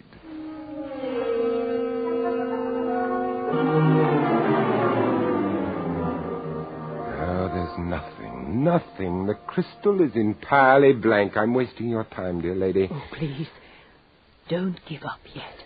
Well, as you wish. Here is something. It's clouding. Now the mists are clearing. A woman's figure? No, it's gone. All I see is a serpent. No, apparently it's a rope, but oddly colored, interwoven strands of green and gold. The colors of the rope are vivid against a background of violet. It's a peculiar shade of violet. Oh. It looks... Oh, but the light's fading. The mists are closing in. Oh, I'm sorry. The image is gone. I'm truly sorry. I think we're being misled. You mean because what you saw hadn't anything to do with Lily? Exactly. No, It wasn't about Lily. It was about me. You? Yes. Just a minute. Doctor, is this the same shade of violet? Yes. Yes, this is what I saw. The same violet tissue paper and this interwoven green and gold string. But why? It was such a powerful image. Has this any emotional meaning, Mrs. DeVries? Well, yes, it has. It has to do with George. So that's your husband's name? Oh, no. George is an old admirer of mine. Of Gloria Druce. Not Gloria DeVries. I've never seen him. I don't know his real name. We just call him George. And this paper and string is what he always wraps his presents in. An old admirer who sends you presents. It's most romantic. Isn't it? There's no note with his gifts. No address, nothing. Except in the very first one. That was nearly 2 years ago. He enclosed an old theater program from the Green and the Gold. Ah, the Green and the Gold. Oh, remember. Oh, yes, I saw you in that. I'll never forget it. Well, that's how I know he's an admirer. You don't know what it means to an old actress, Doctor.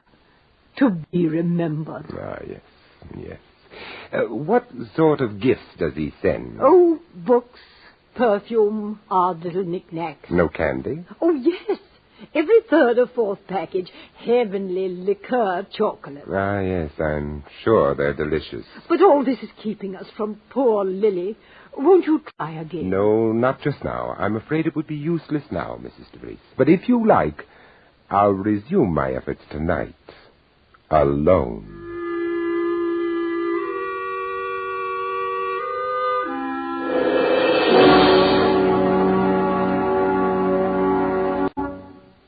In a moment, we continue with Suspense.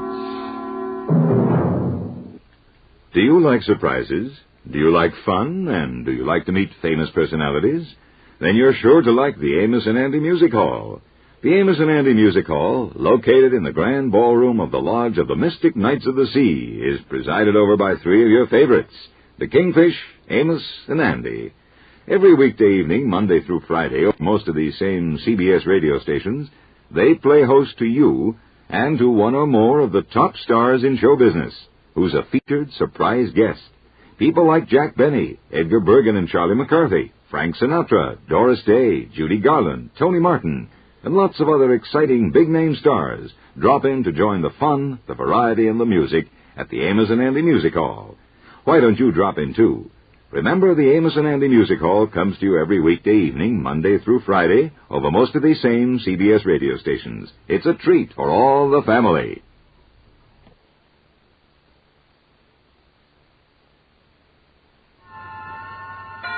And now we continue with The Green and Gold String, starring Mr. Vincent Price. A tale well calculated to keep you in suspense.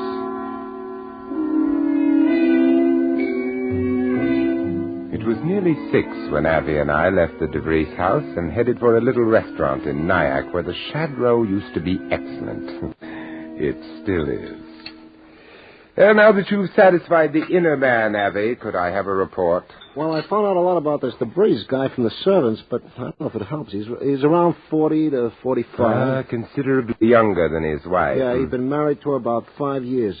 They rub along okay, but no heartthrobs, at least not with him. But he likes polo ponies and sailboats, and she's got the dough.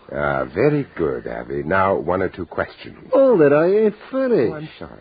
Now, as to Seth Clinton's recent whereabouts, he's got his boat moored somewhere out on Long Island Sound.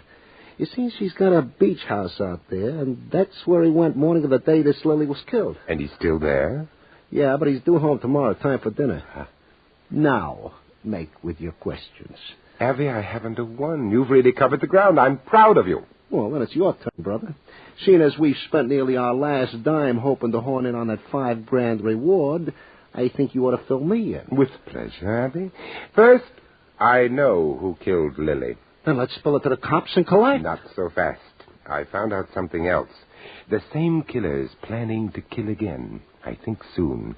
Lily was murdered only because of something she found out. Yeah? What? This man, this killer has been sending presents to Mrs. DeVries. Books, perfume, candy.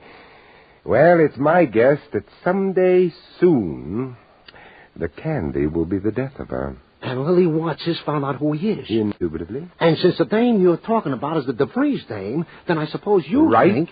The guy is the DeVries guy. Only, Doc, it couldn't be. He was out on Long Island. No, he was hiding, waiting for Lily Morton. Look, it was easy. He started out in the morning ostensibly for Long Island, but instead he hid his car and lay low the whole day. He knew the shortcut Lily always took from the bus stop through the back of the estate, and that's where he killed her. Then he drove off to the beach house, where he was supposed to have been all day.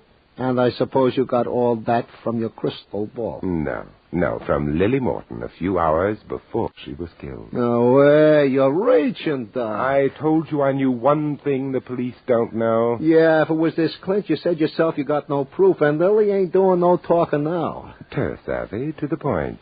You're getting better and better. So what do we do? Pick us a park bench, sit around getting corns, waiting for Mr. Clint George to send his frau a popsicle full of strychnine. I don't think we'd have very long to wait. I think he's ready to strike. But since our funds will only see us through another day at the most... You said a mouthful there. It's up to us to smoke him out. And I have an idea just how to do it.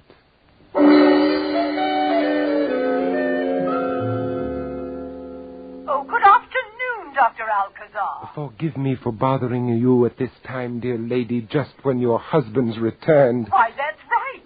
He has. But how did you know? That I have, shall we say, certain sources of information. You found out something? Yes, something startling, almost unbelievable, but I must check it further before... Oh, but I have to know. Can't you tell me? I'd rather not. Not on the telephone. Oh, then you come to dinner, please. Oh, no. That would be imposing. Nonsense. I've told Clinton all about you.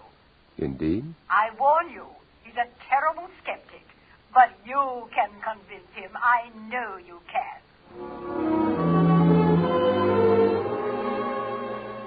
Care for a cognac, Doctor?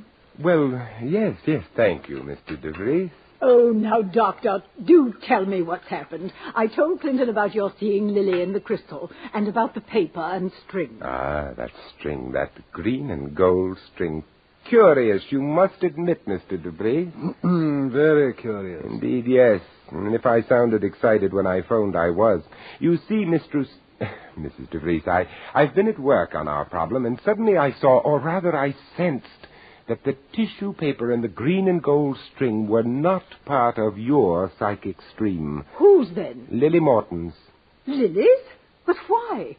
What could George mean to Lily? I believe he killed her. George? Why, that is the most preposterous idea. Are you sure? To be frank, no, but I'm convinced that one more evocation of the psychmantic waves will bring confirmation or the reverse. Oh, Doctor, then couldn't you do it here, tonight? Well, I could try, unless Mr. DeVries objects. No, go ahead. Matter of fact, I'd like to sit in. Excellent. I was hoping you would.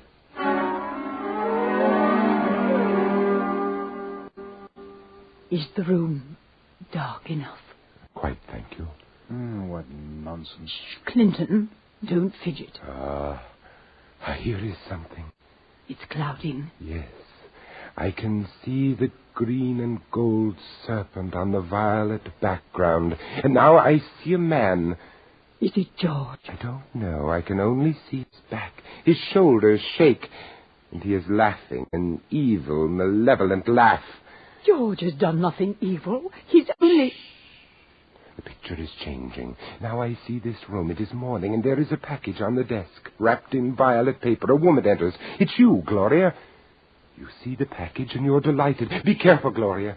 You think this is a gift sent with love, but it is sent only to lull you into a false sense of security. Why? Because one day, someday, a package will come that will spell your death. Clinton. Shh. The image is changing. It's another room now, and Lily Morton is there. She is staring in amazement at something she has found, a ball of green and gold string and a roll of violet tissue paper. And finding them has shown her the identity of George. She knew and never told me. Lily is troubled by her knowledge. She doesn't know what to do. She takes a sheet of the paper, a little coil of the string, and she is gone. And now the image of George again. Still, I cannot see his face, but he is staring after Lily. He knows she has discovered him. And he knows she might tell. Perhaps. For now we are in a place of shadows. George is lurking there, waiting. He hears Lily's footsteps. He tenses. He leaps at her and seizes her by the throat. Oh! Now she is motionless, lifeless. He bends down and finds her purse, takes something from it with his gloved hand. The paper and the string. He's stealing away. If only I could see his face. Try. You must try. Wait. At last he is turning. We are going to see his face. That's enough. Stay where you are, both of you. Don't move. Clinton, you killed Lily. And you, too, if you're not quiet. Your plan with the candy might have worked, Mr. DeVries, but with a gun you don't have a chance. Shut up. Gloria, open the safe and take out the money you put there this morning. Come on, move. Oh, all right. Okay, DeVries, that'll do. Drop the gun. What? I'm sorry, lady, but it was him or me. Him or all of us. That was very terse, Annie. Completely to the point. You've really got a grasp for this kind of work.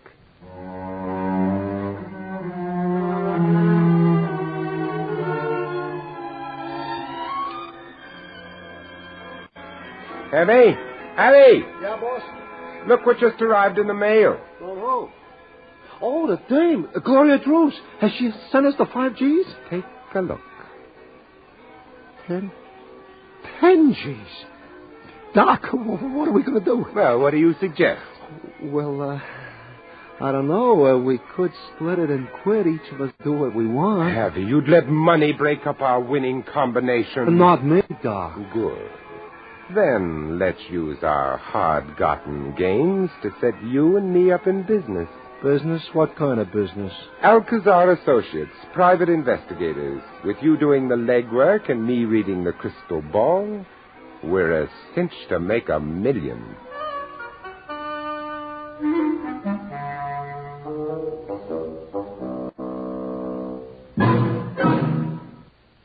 Suspense, in which Vincent Price starred in The Green and Gold String, adapted by Sylvia Richards from a story by Philip MacDonald and produced and directed by William N. Robeson. Listen. Listen again next week when we return with Miss Nancy Kelly in Trial by Jury, another tale well calculated to keep you in suspense. Supporting Mr. Price in The Green and Gold String were Jeanette Nolan, Irene Tedrow, Lou Krugman, Byron Kane, and Ben Wright. Ever hear of the Vandals? That group of savages who bucketed around over most of Europe, destroying everything that was beautiful? According to history, they lived and did their damage over 1,400 years ago. But sometimes one wonders if the Vandals really died out. Certainly there's a group roaming America, especially during the outdoor months, that acts like the Vandals of old. You've seen their work. They're the ones who make sure our picnic spots and roadsides are littered with sandwich wrappings, pop bottles, and beer cans. It's carelessness, not viciousness, that prompts their destructive behavior. Could be that you yourself have been careless in that fashion once or twice. Now, make a vow against it. Do your part to help keep America beautiful.